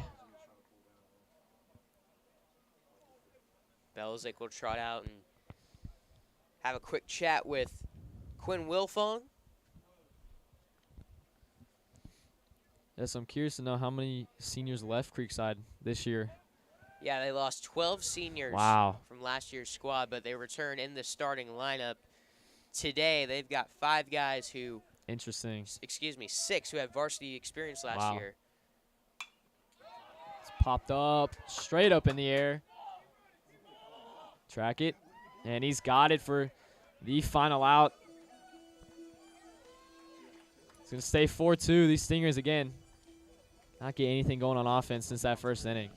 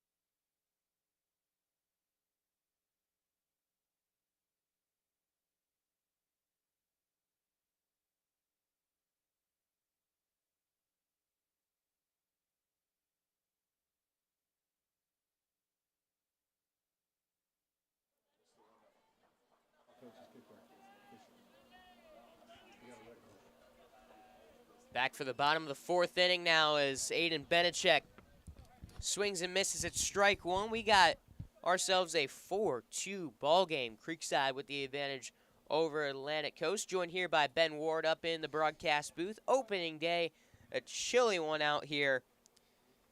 50 degrees now at 7:50. You know, it's weird coming from up north. 50 degrees in February would be a dream situation there, but down here, Most definitely. this is cold for February. Most definitely, yeah. I visited up north, actually, in Cincinnati in last July, and, man, it's just beautiful. Summers up there are like winters down here, and it's funny because, you know, I haven't seen snow really since I can't even remember when last time I saw snow. And, you know, to decide to go up north, try to go to college, probably isn't the best idea, but I think I'm ready for the snow. I will say about the snow is Benechek caught looking at strike 3. You're going to enjoy it for a bit. Yes, and then it's By the end of January, you're ready. Most definitely. Yeah, no, hopefully I adapt to it quickly because it's not going to get warm up there. Hey, but I enjoy it up north. I enjoy coming from Iowa, Illinois. I wanted to talk a little bit more with you about your broadcast this season and how did that end up coming about this season? What was the process of building the broadcast for Atlantic Coast? Yeah, so like you mentioned earlier, we tried to do it with basketball. We did it a little test run in our game against Mandarin. It was a big home game for us, obviously the rivalry with them. We tried it. It worked pretty well, but like it was just a little test run, so didn't have too many people watching it. And then we did it for the senior night for boys and girls. Won both of those games. Mr. Kushner had the soundboard with him and the microphone. And it's like rounded a third. Another error for the Stingrays. I think that could have ended up a base hit, but that will be scored. Another error on Pablo in his second of the night. Schlegel reaches for the second time, and back to the top of the order in Aschenfelder. But yeah, like I was saying. Center fielder, number 20, Sean Aschenfelder. Like I was saying, we started senior night. You know, that was the real one. A lot better than the Mandarin game, as we had more experience with it. And then, you know, I mentioned it to Mr. Kushner. I was like, you know, we should try this for baseball because we have a lot of room up there. And of course, you know, my brother does the scoreboard for them. So the runner goes, fouled back by Aschenfelder for strike one. And yeah, we have a lot of space up there. So I was like, you know what, why not do it? The only thing is, of course, you need to find a spot to put the camera because it's an obstructed view. But you know, as the season goes on, we'll definitely figure it out, and we'll keep getting better as the season goes on. And of course, I have a big inspiration from you and what you do down here at Creekside. Of course, do a very nice job, very professional. I love tuning into our game against you guys. Appreciate that, man. Yeah, of course. So yeah, just we're gonna keep getting better at it, and I'm gonna keep getting more experience as I announce. I'm not sure if you know Scott Kornberg. Shout out to him at the Jumbo Shrimp. I met with him last year as well, just to get some more experience. Up in the booth with him in one of their games. So yeah, just keep on learning, keep getting better. Oh yeah, Scott's amazing over there. Does a great job with the Jumbo Shrimp. Sean Aschenfelder was leading off tonight for the Knights, and the starting lineup's brought to you by Troy Silhan with Bank of England Mortgage. And I like to say with broadcasting, experience has been the greatest teacher. There's only so much you can really learn in a classroom. You get out, you get reps, and that's always the most important thing. That's something that I've learned. That's something I've been told many a times as well from other broadcasters. Most definitely. And for you, I wonder, of course, I played sports growing up. I haven't been a student athlete at the high school level. As a pause for this question is another hit and run put on and another foul ball. Aschenfelder not too happy about that. But have you found ways to apply your experiences as a student athlete into broadcasting? Yeah, that's an interesting question. So, you know, I've learned a lot from being a student athlete, especially in high school. And, of course, the workload. You know, I'm in a lot of advanced classes. You know, workload gets harder every year. So I think I would say, you know, just being able to be consistent, you know, being able to sit down for a long time, especially for baseball games, you know, they're longer. So being able to talk and be natural for a long time, you know, being in the classroom, paying attention. Of course, 90 minutes in a class for us at Atlantic Coast is, you know, it definitely can wear you down, you know, if you're not too interested in the subject. But like I said, it's just staying consistent, being your natural self, being yourself. On the broadcast like you do so well. That's probably the thing I'd say I learned from school and broadcasting. Runner goes as Aschenfelder slashes it the other way. There could be a play at first. End up getting back in time with Schlegel. Aschenfelder sent one the opposite way of foul balls. Right there, flies out to Newman in right. 2 gone for Connor Belizick. Now a 2-away, and that'll bring up your catcher, number 3, Connor Belizick. So I was wondering for you, obviously there's so many great broadcasters out there at the professional levels. You think of like the Jim Nance. Some of my favorites. You grew up watching baseball and you listen to guys like, I'm a big Cubs fan. I listen to Len Casper a lot. And that's was a huge part of my inspiration for broadcasting. If you could look to those levels and think of guys like professional broadcasters, who would be some broadcaster you'd like to model yourself after as a play-by-play guy? So runner goes, throw down to Schlegel. That's got nice him. Play again by Tomaseu. Wow. And we'll come back with that question to start off the top of the 5th. And hold on. It's not going to matter because it was a balk call on Chris Gantz. So just like that, the caught stealing wiped out. Runner in scoring position for Creekside and Schlegel. And Wow. how the tables Turn have of turned. events. But yeah, no. Go back to your question. So I think, you know, you mentioned Jim Nance. Love Jim Nance. My favorite actually is you know, of Dick Vitale on ESPN. I listen to a lot of the basketball guys like Mike Breen, of course, Joe Buck from Fox. He's a good one that, you know, I've taken inspiration from. But yeah, I think Mike Breen's always been my favorite. Just, you know, he's so ecstatic. He's got a lot of energy when he calls his games. So yeah, you know, listening to those guys, I think is a good thing for broadcasters like me and you. And Schlegel will stay put as the throw down gets into center field. but yeah, listening to those guys, definitely a very important thing for broadcasters. Get inspiration from, learn things from. I actually met Jim Nance at a March Madness game down in up in Birmingham. That is awesome. Yeah, last year. Very nice guy. His voice sounds exactly like it does on the broadcast when you talk to him in real life. So yeah, those guys are good at what they do for this sure. One down the right field line. That is down in fair territory. Scoring is Schlegel. Into second is Belizik.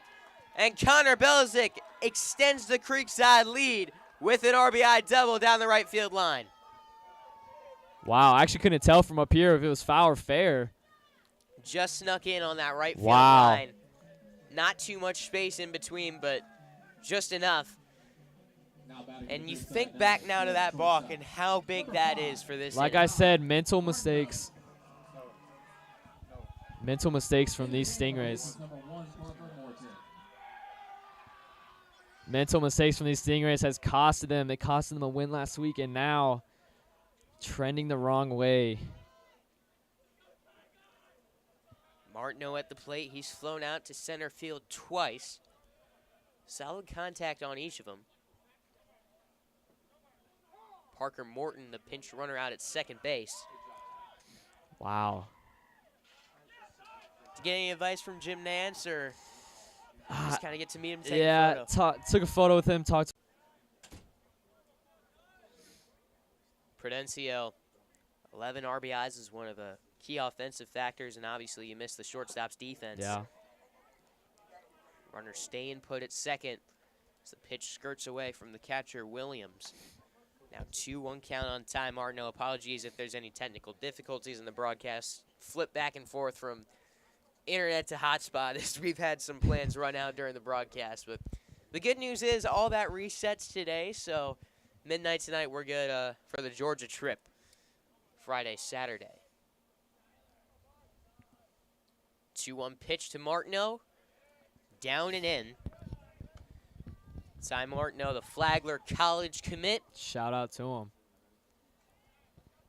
You know Ty pretty well? I do know Ty through Brent, actually. Me and his dad, Brent Martineau, as many people know him. Yes. Me and him are very good friends. Met him in the studio as he was doing his high school football highlights live. Also see him at the UNF games. As Martineau walks, now runners on first and second. Now batting for the Creekside Knights. And McFarland will walk up to the plate. Carson McFarland. Yeah, Brent was our last guest up here on the broadcast for the Sweet. Red v Black game, and Interesting. great guy, great mentor, Most and definitely, yes. always great to learn from these local broadcasters. Yeah. And you mentioned there, you go to UNF. I see. Looks like you shoot some UNF basketball games. Yeah. I'm actually I do a lot of video and pictures for, you know, things around the city. Another hobby that I've picked up. Really love enjoy doing it. Did it for actually Atlantic Coast football last year as well. Yeah, those UNF games are very fun. It's a wild environment when you go to those games. They get a lot of people out there, of course, with the renovations to that arena. And they're actually having a solid year this year as well. 2 outs. McFarland fouls one back. 0-1. That's got to be a great experience, too. What's your favorite shot you've ever gotten in one of those games? Favorite game you covered? Favorite game I covered overall or just UNF? If you want to go overall, let's get it. Overall, wow. Well, interestingly enough, it's going to be, I have to say, an Atlantic Coast football game last year against Terry Parker. It was a very close game. low scoring, but it was very intense when actually went to overtime. And of course, everyone knows Gabby Rourke kicked the game-winning field goal. That was just an intense game. Fans were going crazy. It was very, very nice night. Unlike this one, it was warm, so I was enjoying myself on the sidelines. But yeah, it was just such an intense game, and that was their second straight win, so they were really hyped up about it. But yeah, game-winning field goal, overtime win.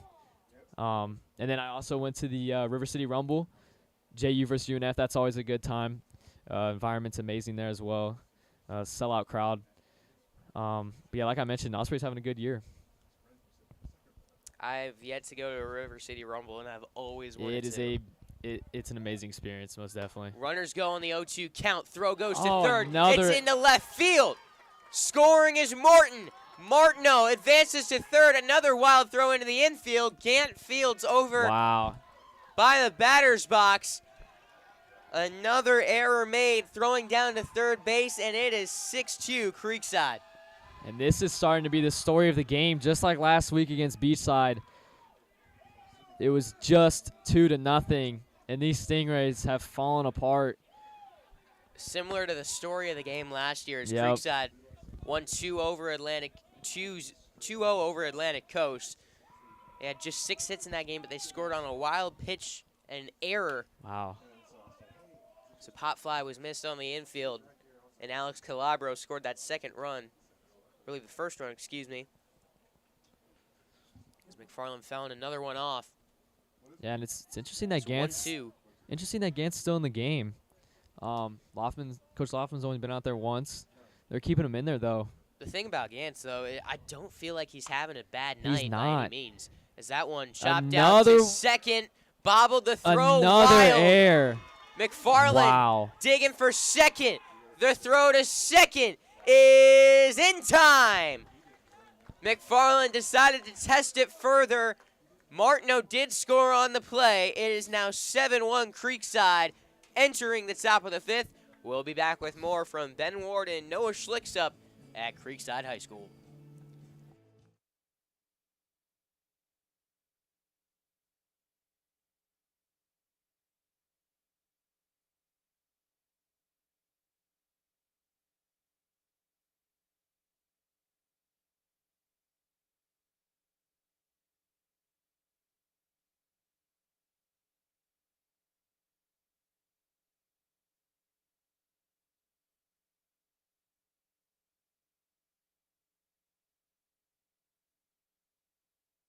They are back together again and talking sports in Jacksonville. Brent Martineau and former Jags player Austin Lane from 10 a.m. until 1 p.m.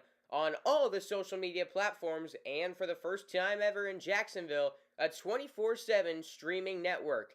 It's Action Sports Jacks 24/7. Download the Action News Jacks Now app and get sports all day, every day. It's on Roku, Apple TV, Google TV, and many other platforms. Action Sports Jacks 24/7 and the new Brent and Austin Show, 10 a.m. until 1 p.m.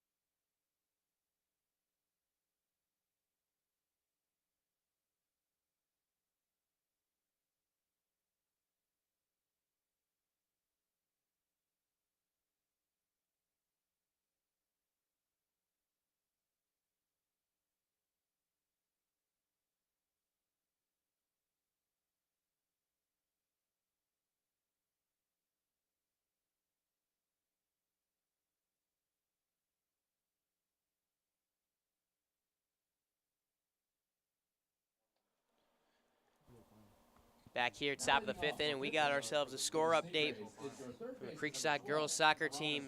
Is it 7 minutes left? 1-1 between Creekside and Bartram.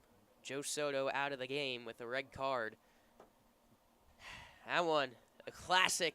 Those matchups never disappoint, but of course we got the baseball opening night out here as the previous commitment, and exciting night of baseball, but right now not quite going the Stingrays' way.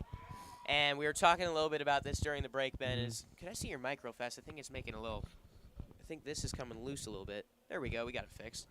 We were talking a little bit about this in the break, how it's kind of been the story this early season for Atlantic Coast, and how these errors have bit them once before. Now it's coming in to play in the regular season. Yeah, like I mentioned a lot, last week was very rough to watch, just because they had such a great start. Just like tonight here, started out this game 2-0. Last week it was 1-1 through 5 innings, and again, momentum shifts in sports. You see it everywhere, and just like tonight, one run can take away the spirit of a team, but I think these errors have really taken away the spirit of the team. Just got to see the ball hit the glove and finish the play. Finish the play. It's routine plays like that can cost games. Like you mentioned last year, story of the game with Creekside AC as well. So, yeah, just pivotal mental errors. Yeah, and this one, obviously, not over yet. Top of the 5th inning, 7-2. But Atlantic Coast, they got to battle back, and they got to clean up those errors on the field if they want to have a chance. And it's never a good sign. Down 5 opening night. Fresh arms all around for Creekside and Atlantic Coast. But when the Knights got the 5-run advantage, that one slapped out to second, where it looks like Parker Morton makes the play. A little of a wild throw there to Tavern Blansit, but he's able to handle it.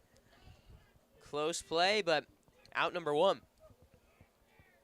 Next up for Atlantic Coast, center fielder, number 1, Ethan Strickland. Yeah, coming up to bat here, Strickland had a solid pitching game last week in the preseason game against Beachside. He's another senior who's played all 4 years on varsity. He's had a solid season last year. But again, he also started to struggle a little bit last game as he came around the 3rd inning, got pulled, and Atlantic Coast decided to put in a sophomore to finish out that game. Didn't do bad, but like I said, mental errors was the story of the game. Yeah, Strickland last year hit .339 with a 786 OPS. Leading off tonight, he's very solid year. No official at-bat for him, but 2 walks on the ledger. He's now in a 2-0 spot. He's winning with patience up at the plate.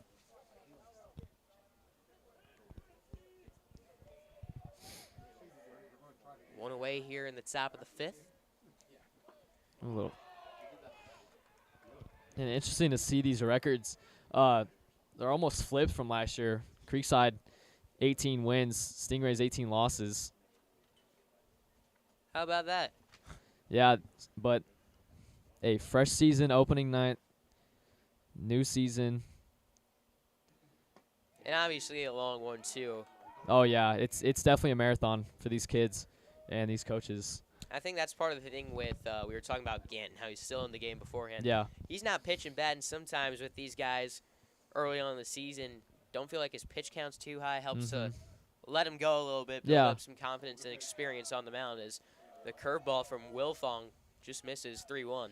Yeah, and I think that, it'll come to him as the season goes on. Like you said, you just got to – he's got the experience. He's his 4th year. He's gonna keep getting better as the season goes on.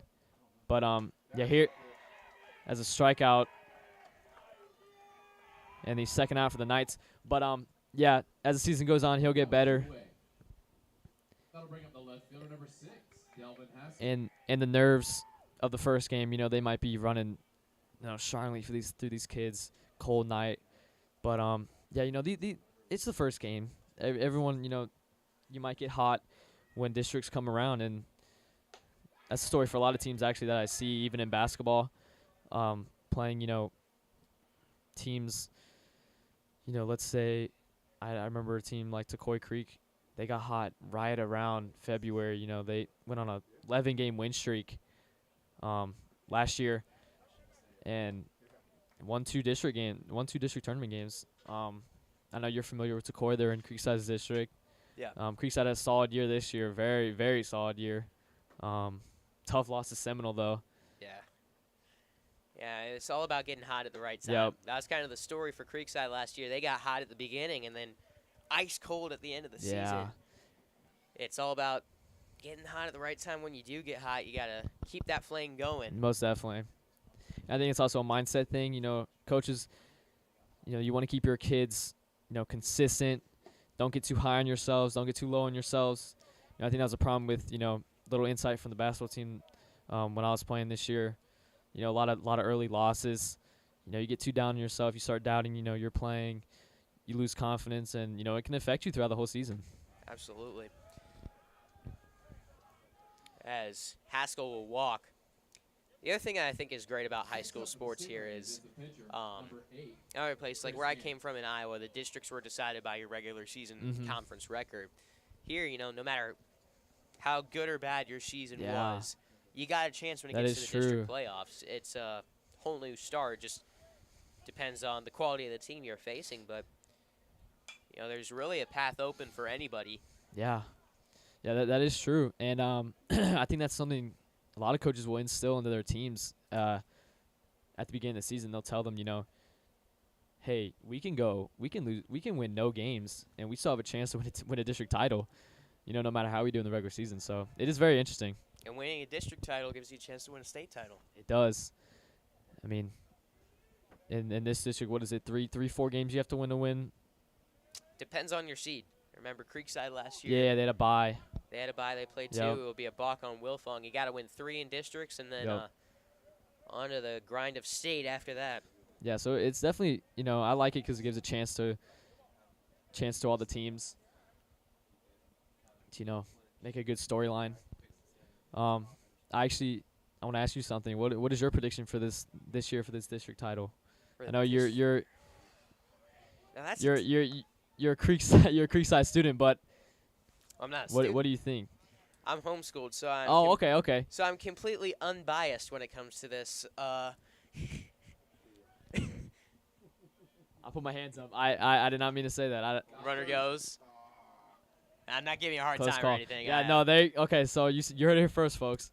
Yeah, I'm homeschooled, but I'm all Creekside, let's be honest. They give me free T-shirts. I'm Creekside. There you go. Way, that's all you need. Yeah, I'd say this district, when you see this district at the start of the season, it's going to be competitive, I think. There's some teams that we don't really have a good idea of how good they're going to be this season. There's new looks for different squads, but in the end, as good pitch, Gant gets punched out looking, it could really be anybody's game, but hey, we're on a Creekside broadcast, and I think Creekside, they're going to improve this season. Yep. Came close last year. I'm going Knights winning it this season. So we'll be back for the bottom of the 5th. 7-2 our score as Creekside leads over Atlantic Coast here at the Castle. Actually, top of the 6th.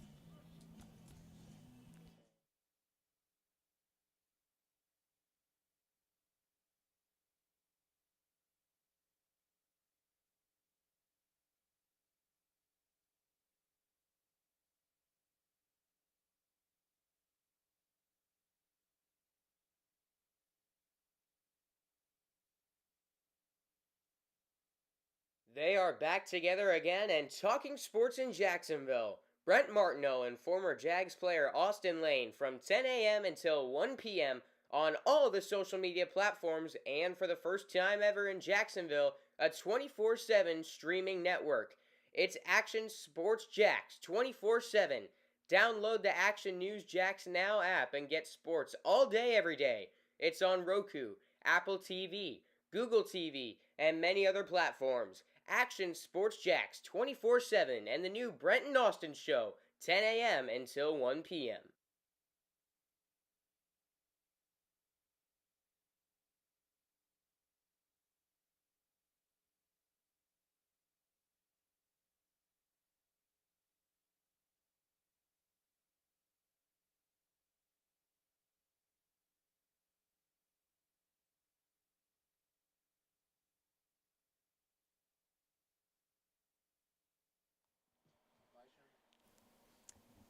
Back here at Creekside High School, it is the bottom of the 5th inning as scorebook we'll say premature scorebook marking got me. So we enter Hey. the bottom of the 5th still with Ben Ward. Hey, it is opening night. Like you said, it's cold. We're trying to get we're, warm. We're trying to get warm. We're shaking we're off the warming up, rust. shaking off the rust. Warming up for the season and Warming trying up to for the warm up in the season. booth. Indeed, Michael we're all good. Bysham will lead things off in the bottom of the 5th inning. He takes one nearly off his back foot. Bysham reached on an error and struck out so far in this one. And the regulation still tied. Creekside Bartram girls soccer.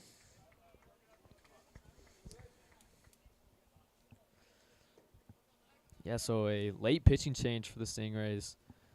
Like we mentioned, Loftman decided to stick with Gant even throughout those high-scoring innings by the Knights.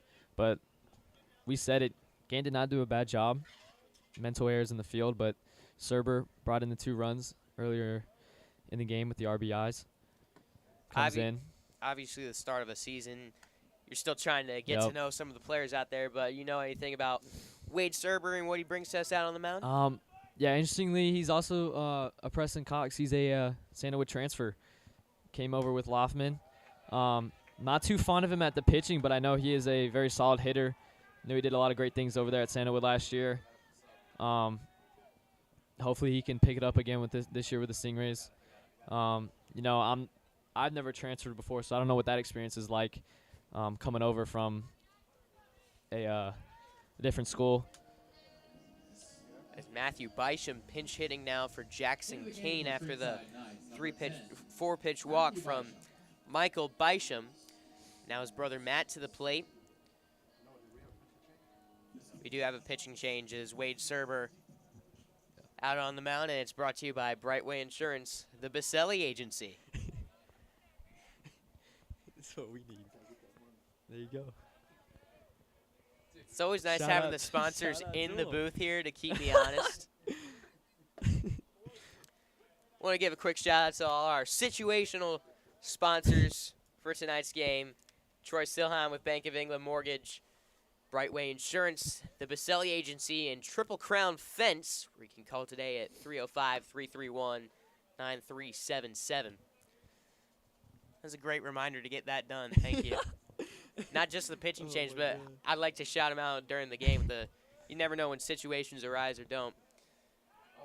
Oh, here we Bysham now go. caught in the base paths. Here we go. We're into a pickle. It's off the glove now at second base, and Bysham is in. Jackson Adams couldn't handle the throw from the first baseman. Wow. And we're now, since the first baseman previously was Serber, don't have a number on who the first baseman is. Pretty sure that's going to be Landon Macklin at first. And that wasn't really on Macklin either. That was a good throw over, but cold. It's Yeah. cold out there. I know It is cold, but You got to make that how many play. times have we said it's story of the game, of these mental errors? And we mentioned it. Jackson Adams, a sophomore coming in for the experienced junior Noah Prudencio, who's injured and will be out for 1 to 2 weeks. Another error on Adams. He's had a rough start, but again, still an opportunity here for the Stingrays to escape this inning with no runs and try to make a rally here. Taking a look at the Another wild pitch. scores. Bysham will round third, but stay put over at the third base bag. So I want to ask you, what do you think is happening here? Again, same thing as last week, these mental errors, and it just seems like the Stingray team is just dwindling down. Yeah, I think it's just a combination of inexperience on the field, nerves, and the weather. I think when you're out there, standing out there, out at shortstop, Adams is in short sleeves. He is in short sleeves. It is cold. It is Yeah. under 50 degrees. It's tough. We're cold up here in the booth, and we've got air conditioning, I think. It is true. On I the other think. side. That means warmer, but yeah. It's tough. Your hands freeze up. Oftentimes when I play baseball in this kind of weather in Iowa, we'd have hand warmers in our back pockets. Oh, yeah. But I think that out there it's a combination of that and just, bad luck and, something they can definitely clean up and will look to clean up on. Most definitely. They made 6 errors, the Stingrays, Wow. out on the field tonight. And I would not have been able to get that out of my scorebook. So thank game changer for that. Yeah, too many to count. You want to limit yourself to 0 if you can, because again, those are plays that They changed the game. Yeah, they change the game, and they're things that you practice every single day. Absolutely. You fill ground balls, take fly balls. Situational baseball, you're always working, Yep. and it's got to be eating people up. And at the same time, at some point, it gets mental. Yeah. When you're making errors, when people around you are making errors, you're trying not to be the next one or to mess up, or the one to do it again. As Matt Most Bisham definitely. will take a walk. Now into the game for the Creekside Knights. Adam number 14, Harvey will pinch hit for Adam Tavern Harvey. Blanzit. Most definitely. That's the thing I didn't think about is the mental side of it. I mean, once you make one error, it's gonna be in your head for a little bit. Mental And side of the game is it's a huge thing in any sport. any sport. No, I can say here first that when I miss a shot, when I miss my first shot, I think about, okay, well, what do I have to do to adjust it?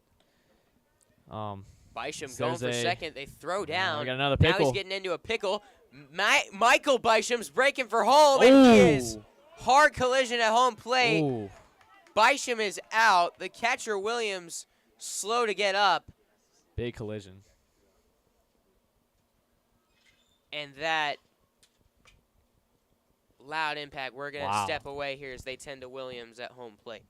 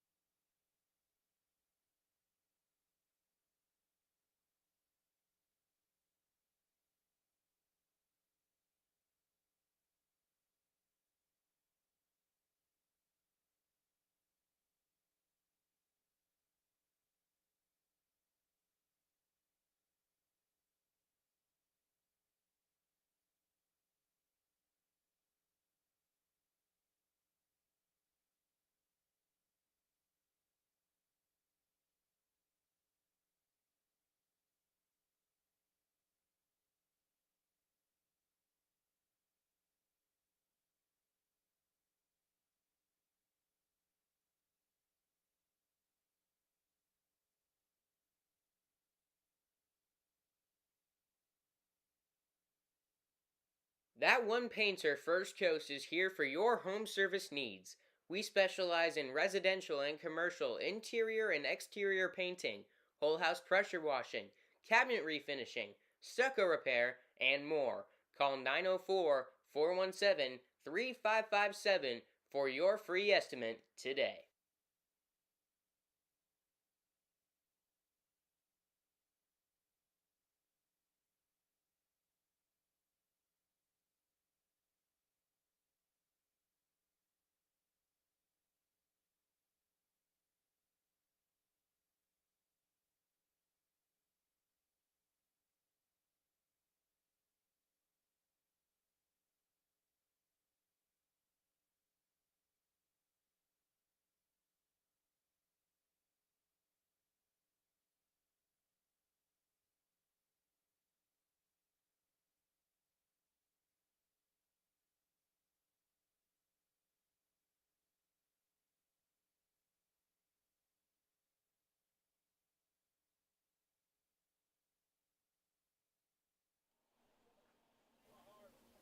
back now at Creekside High School as the catcher, Caden Williams, collided with Bisham on the slide.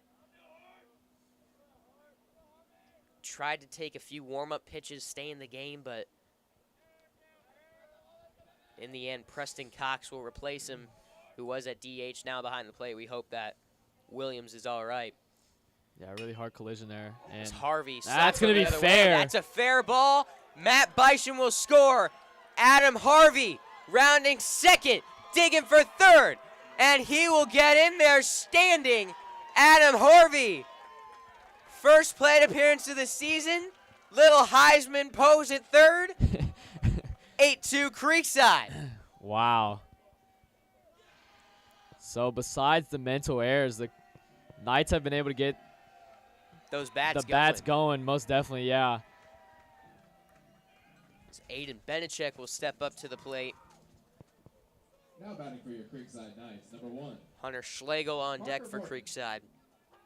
Excuse me, Parker Morton in place of Aiden Benechek.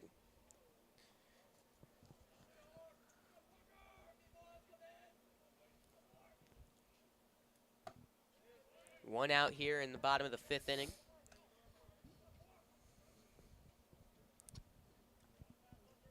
So, Ben, this season, where can we listen into your guys' broadcasts over there at Atlantic Coast? Yeah, so we're doing it on a website called meritix.com. It's, you know, we use the same software you do, OBS Studio, so we got that going. But, yeah, meritix.com, we're going to be live at. Make sure to tune in. We got a game Friday night against Middleburg at Atlantic Coast. We will be live for that. I've had a little experience with Meritix before. It's a nice little platform. It's a very good platform, especially, you know, when you don't have a YouTube channel set up, which YouTube is definitely, you know, the best option in my opinion. But yeah, Meritix, it's definitely a reliable platform. It's also got a live scoreboard that you can go in and edit while you're broadcasting. So very convenient. I like using it. Yeah, some of you tuning in may notice the scorebook addition to the broadcast Yes, tonight. very nice. It took me 3 years to Wow. find one that was free. And finally, I'm thrilled to be using one, but they can't quite keep up with the pitch count and the runners on base and keep up the scorebook as well. So Hey, as long as you have the numbers up there. as long as we got And the score, inning, the that's, score, hey, the sign in. ounces. Oh, here we go. Morton strikes out swinging. Get him at first as it was a drop third strike. Now we'll bring up Hunter Schlegel with 2 gone. Runner on third is Adam Harvey. Yeah, and it's so interesting how Two away. That brings up the identical DH number 8, these Hunter two Schlegel. games are. The one I called last week with, like I just said, 2 pickles in last week's game, 2 pickles here tonight. Stingrays up early. Now they're down big. And,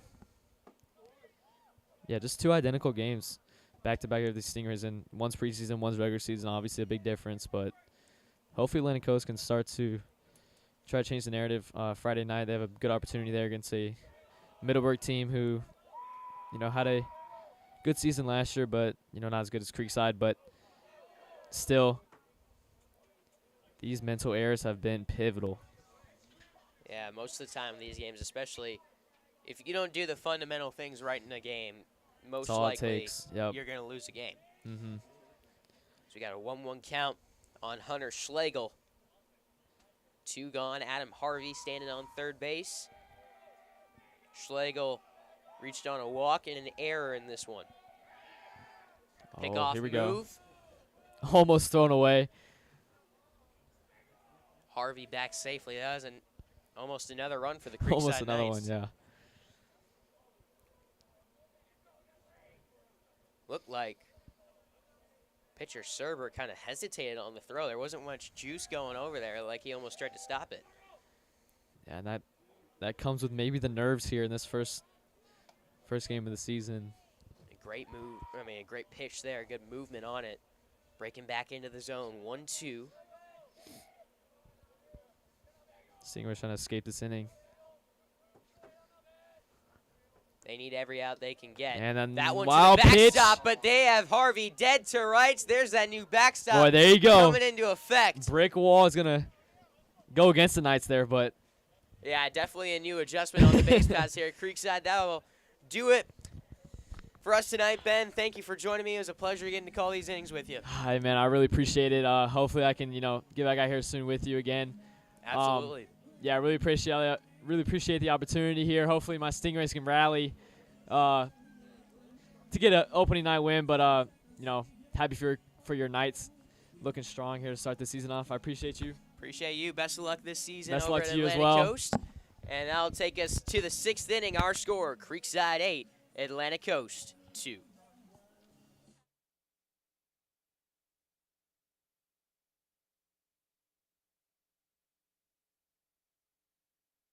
Attention sports fans of Southwest Jacksonville. Are you prepared to defend against the greatest opponent of our time? I'm not talking about a rival team. I'm talking about cyber threats. Did you know that in 2023, over 60% of small to mid-sized businesses experienced a cyber attack, and only 14% were considered prepared to handle the attack? Don't let one setback sideline your success. Here to help is CMIT Solutions of Southwest Jacksonville, your local IT managed services provider for small to mid-sized businesses in and around Southwest Jacks. Tune in to our free podcast on cybersecurity, where we break down the complex threats in just 15 minutes per episode. Make the most of your drive time and defend your business like a champion. Stay safe, stay secure. Find us on YouTube at youtube.com/@CMITSWJacks.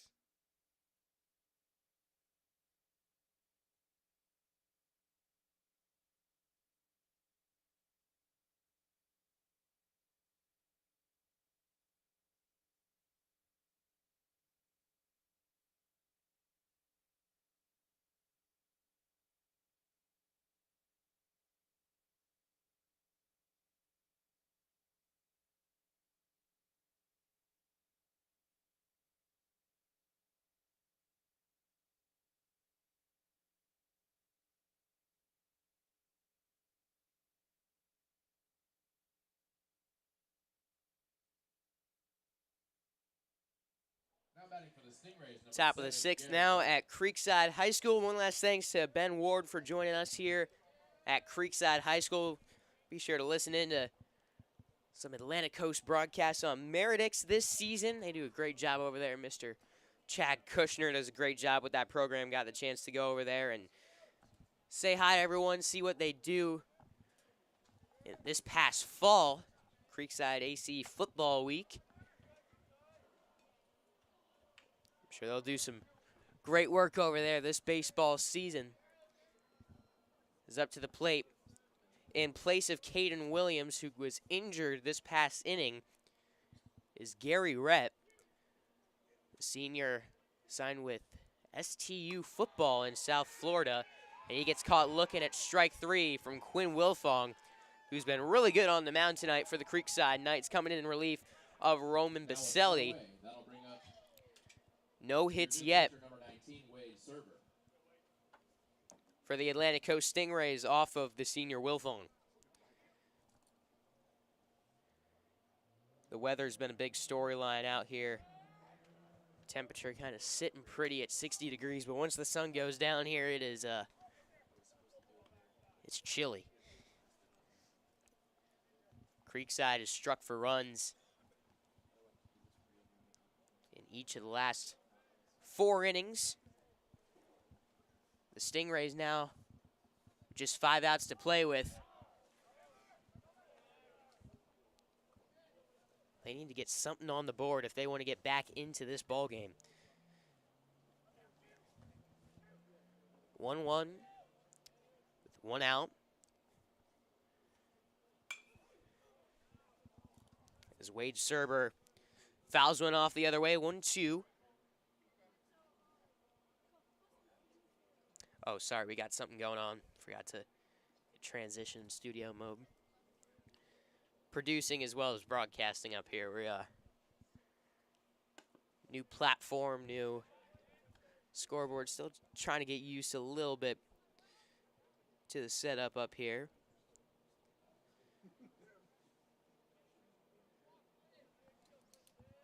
Routine's the biggest thing. Line the opposite way into left field, down for a base hit. Rounding first and staying put. No, it gets past the left fielder. Into second goes Serber.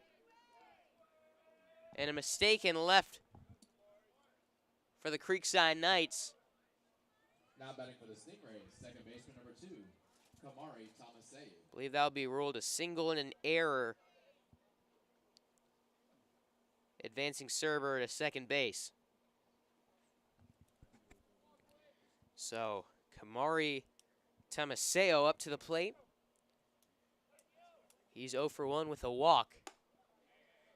Takes a pitch high. This is the first hit of the night for the Stingrays off of Quinn Wilfong. Wilfong's gone 2 1/3, 3 strikeouts so far, but he's got a runner in scoring position just behind him. It's 2-0 now to Thomaseu. Preston Cox, now the catcher on deck.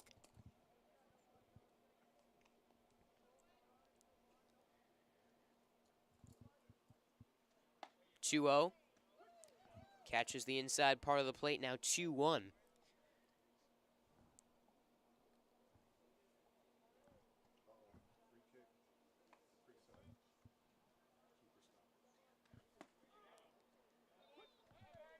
Getting updates out here at about the Creekside girls soccer game. Knights just got another free kick. Seems like they've been pressing. They've been coming close in these overtimes from the sounds of it, but sounds like this one's going to be going to PKs most likely. We got 3-2 count on Thomaseu.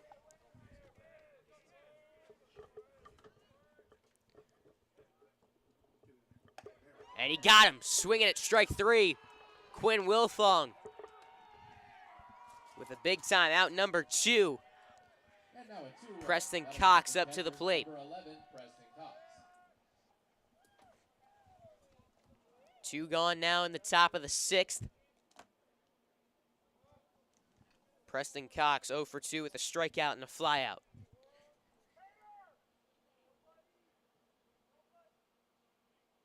First pitch misses away.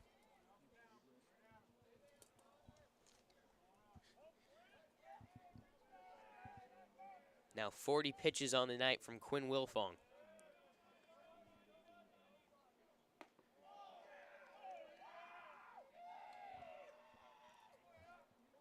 Next pitch hits for a strike, a ball and a strike on Preston Cox.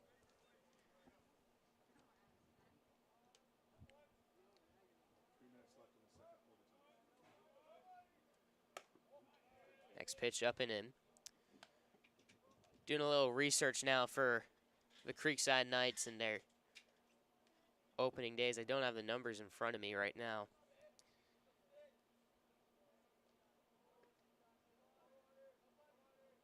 Two 2-1 upstairs for a ball.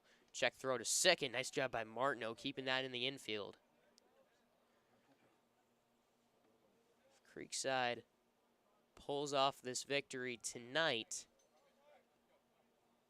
It will be the Knights' 4th straight opening day win.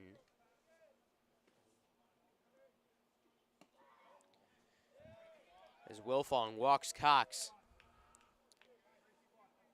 Runners on first and second. Connor Newman now up.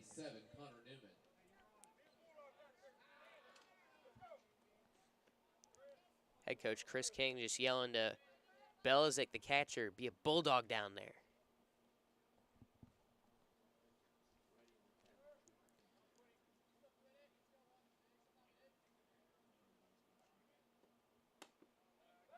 Throw to first.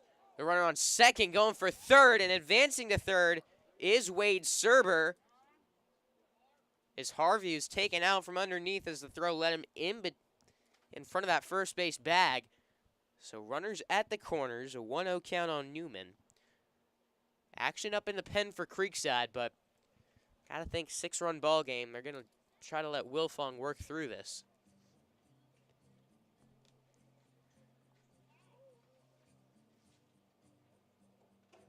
Chris King has only lost one time on opening day. Been very successful in season openers over his time at Creekside.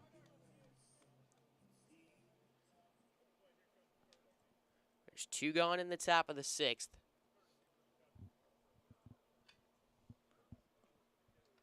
As we now get a pinch runner at first base in Austin Wellbrook.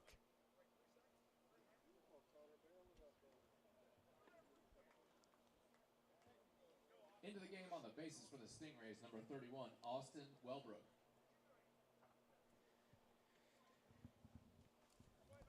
Big spot here for Newman if Atlantic Coast wants to have any hopes of a comeback.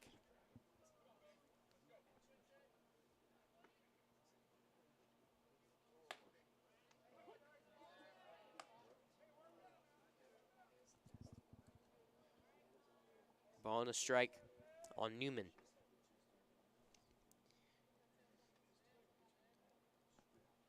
The 1-1. Blooped into left center, diving and making the catch is Sean Ashenfelder. An incredible grab to put an end to the top of the 6th inning. Sean Ashenfelder making his first varsity start out in center after he was mostly a shortstop last year, getting some time at second base. Flashes the leather out in center field, putting an end to the Atlantic Coast threat. Heading into the bottom of the 6th inning, it's 8-2, Creekside still with the advantage.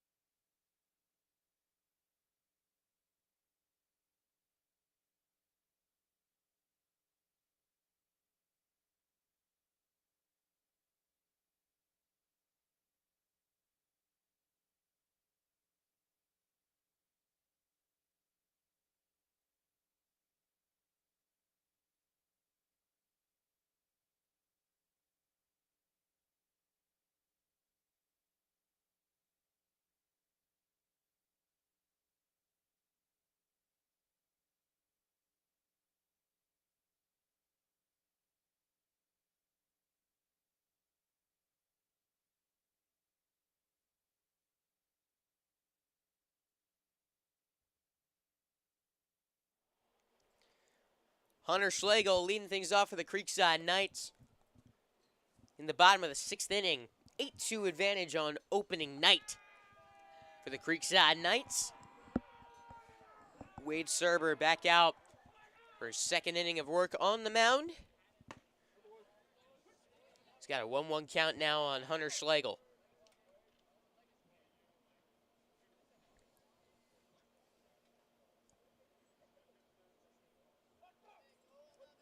Schlegel in this game reached on a walk and an error.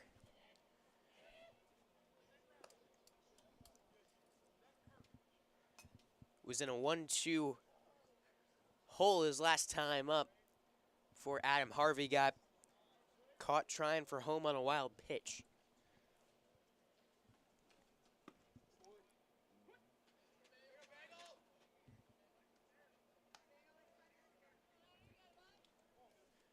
Two-two count.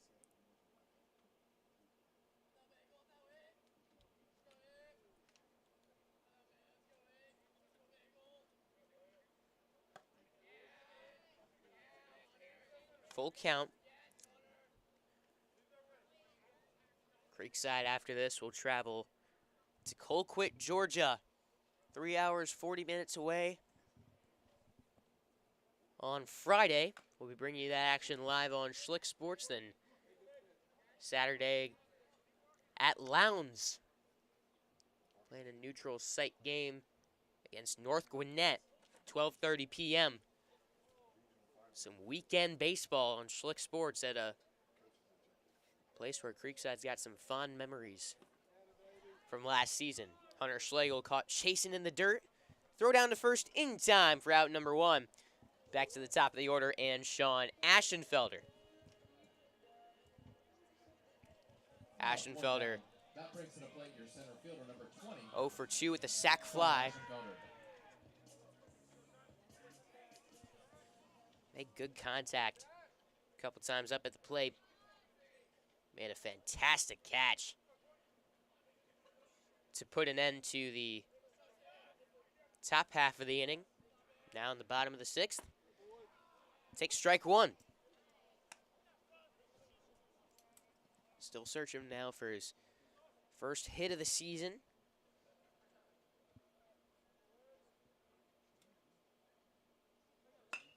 Back up the middle, and there it is. Aschenfelder to first. 1 out, 1 on for Creekside.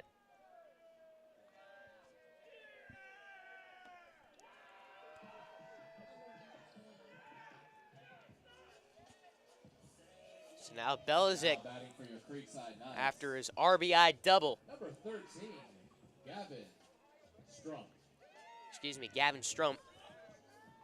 Pinch hitting for Connor Belizik.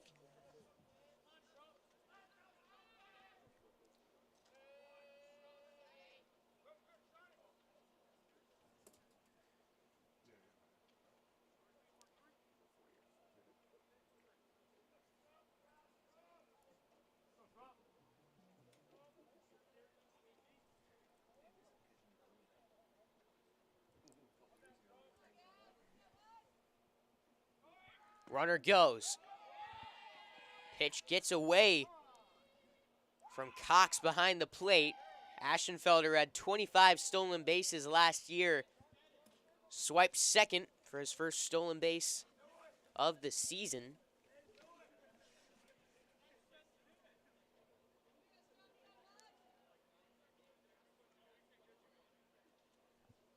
That was the most stolen bases in a single season by a Creekside athlete in a little while. Don't have the official numbers, as stats only went back so far for me.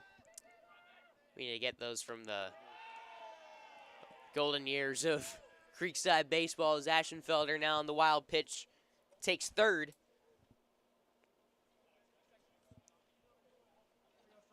Ball and a strike on Gavin Strump.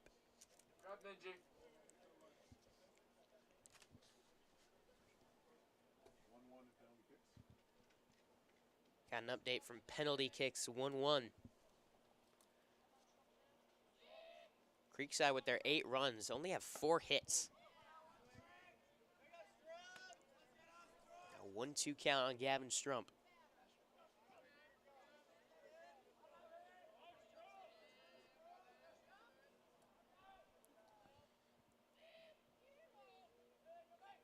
Here's the 2-strike pitch upstairs, ball 2.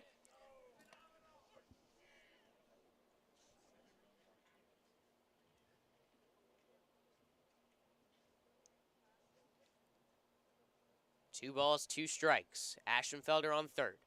The windup, the pitch. High and away, ball 3.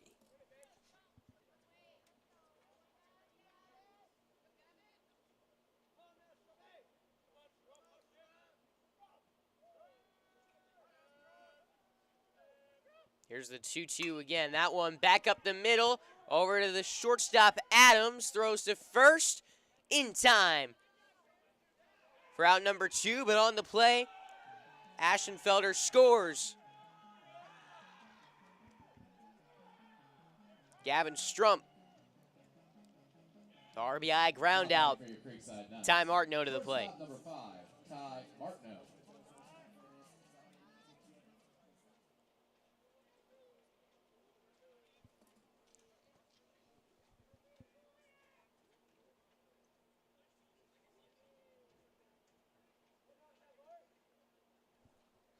Martineau in this one. 0 for 2, a couple flyouts to center field and a walk.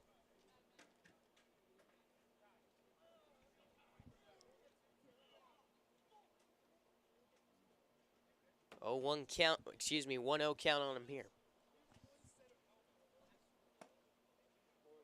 First pitch. Strike at the belt, now 1-1. Creekside in a 2-1 lead in penalty kicks now. Keeping a close eye on that soccer game, as you can tell by now. 1-1, gets to the backstop on the swing and a miss. 1-2. 9-2 our score here at Creekside High School. 2 gone in the bottom of the 6th. Base is now empty. Martineau at the plate. Next pitch up and in. Way up and in. 2 balls, 2 strikes. 2 outs. A run in the bottom half of the inning for the Creekside Knights as they got a big-time lead on opening night over the Atlantic Coast Stingrays.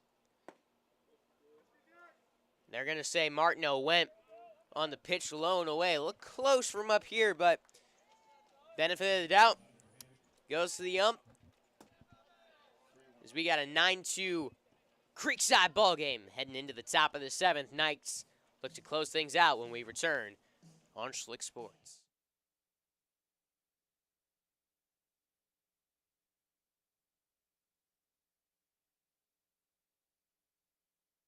They are back together again and talking sports in Jacksonville. Brent Martineau and former Jags player Austin Lane from 10 a.m. until 1 p.m. on all the social media platforms, and for the first time ever in Jacksonville, a 24/7 streaming network. It's Action Sports Jacks 24/7. Download the Action News Jacks Now app and get sports all day, every day.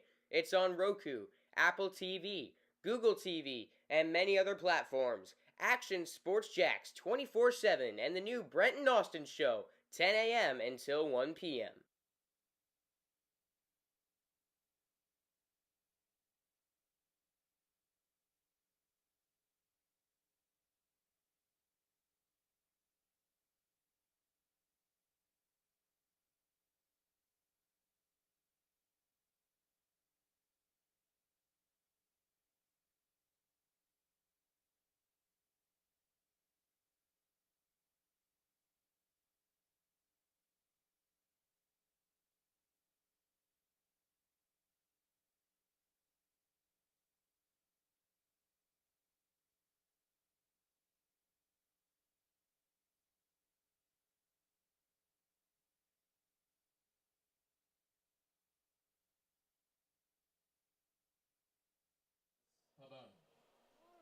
Big time congratulations to the Creekside girls soccer team.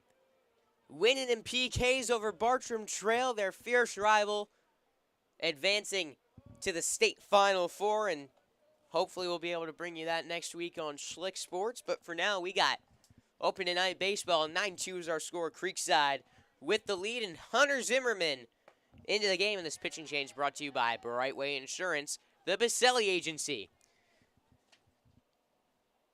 Zimmerman looking to put a cap on this one. A lot of movement on that pitch. Impressive.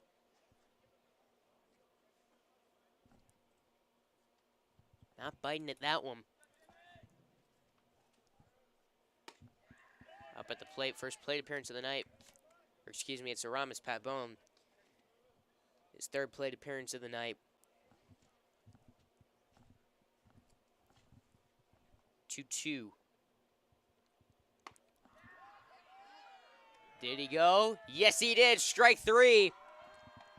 Zimmerman sets down the first man he sees. Last year, Zimmerman, 2 appearances, pitched an inning and a third. Allowed 4 runs, only 1 of them earned. Struck out 1 while walking 3. he's got nasty movement on that pitch right there. I believe it's a slider. That just, it darts from, that's got a good, like, at least a foot of run on it. It's now 1-1 on Ethan Strickland.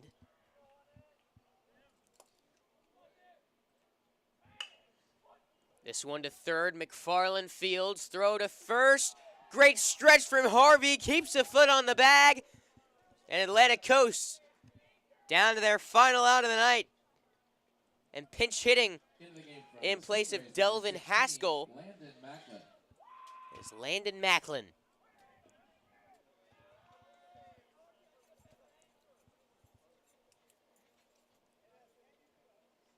Macklin, the senior, no recorded plate appearances last year.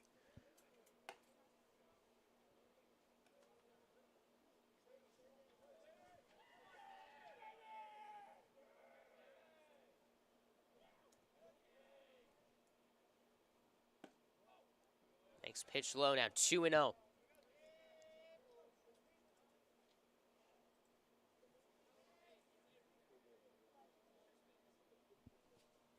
Two-0 pitch. Catches the zone, 2 balls and a strike.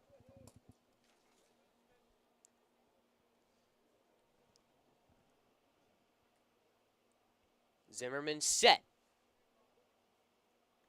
Deals in the pitch. Another just nasty off-speed pitch. I'm going to have to find out what that is after this game. Misses the zone, however. It's 3-1. The 3-1 pitch, inside, got him. So the Stingrays will stay alive for at least one more batter. Next up for the Stingrays, number 8, Chris Gant will step up to the plate.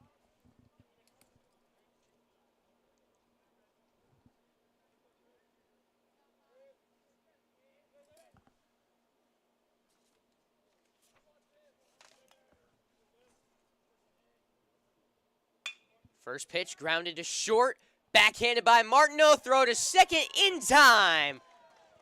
And Creekside comes away with a 9-2 opening day victory over the Atlantic Coast Stingrays. The Knights dominate at home after being down 2-0 in the first. They get 3 in the second and don't look back after that, scoring in every single one of the rest of the innings. They start 1-0 before their trip to Georgia. They're off to Colquitt to face Colquitt County Friday night. That'll be live on Schlick Sports. Then Saturday at 12:30, North Gwinnett at Lowndes High School in Georgia. But for now, I'm Noah Schlicksup, signing off, saying good night from Freedom Fields.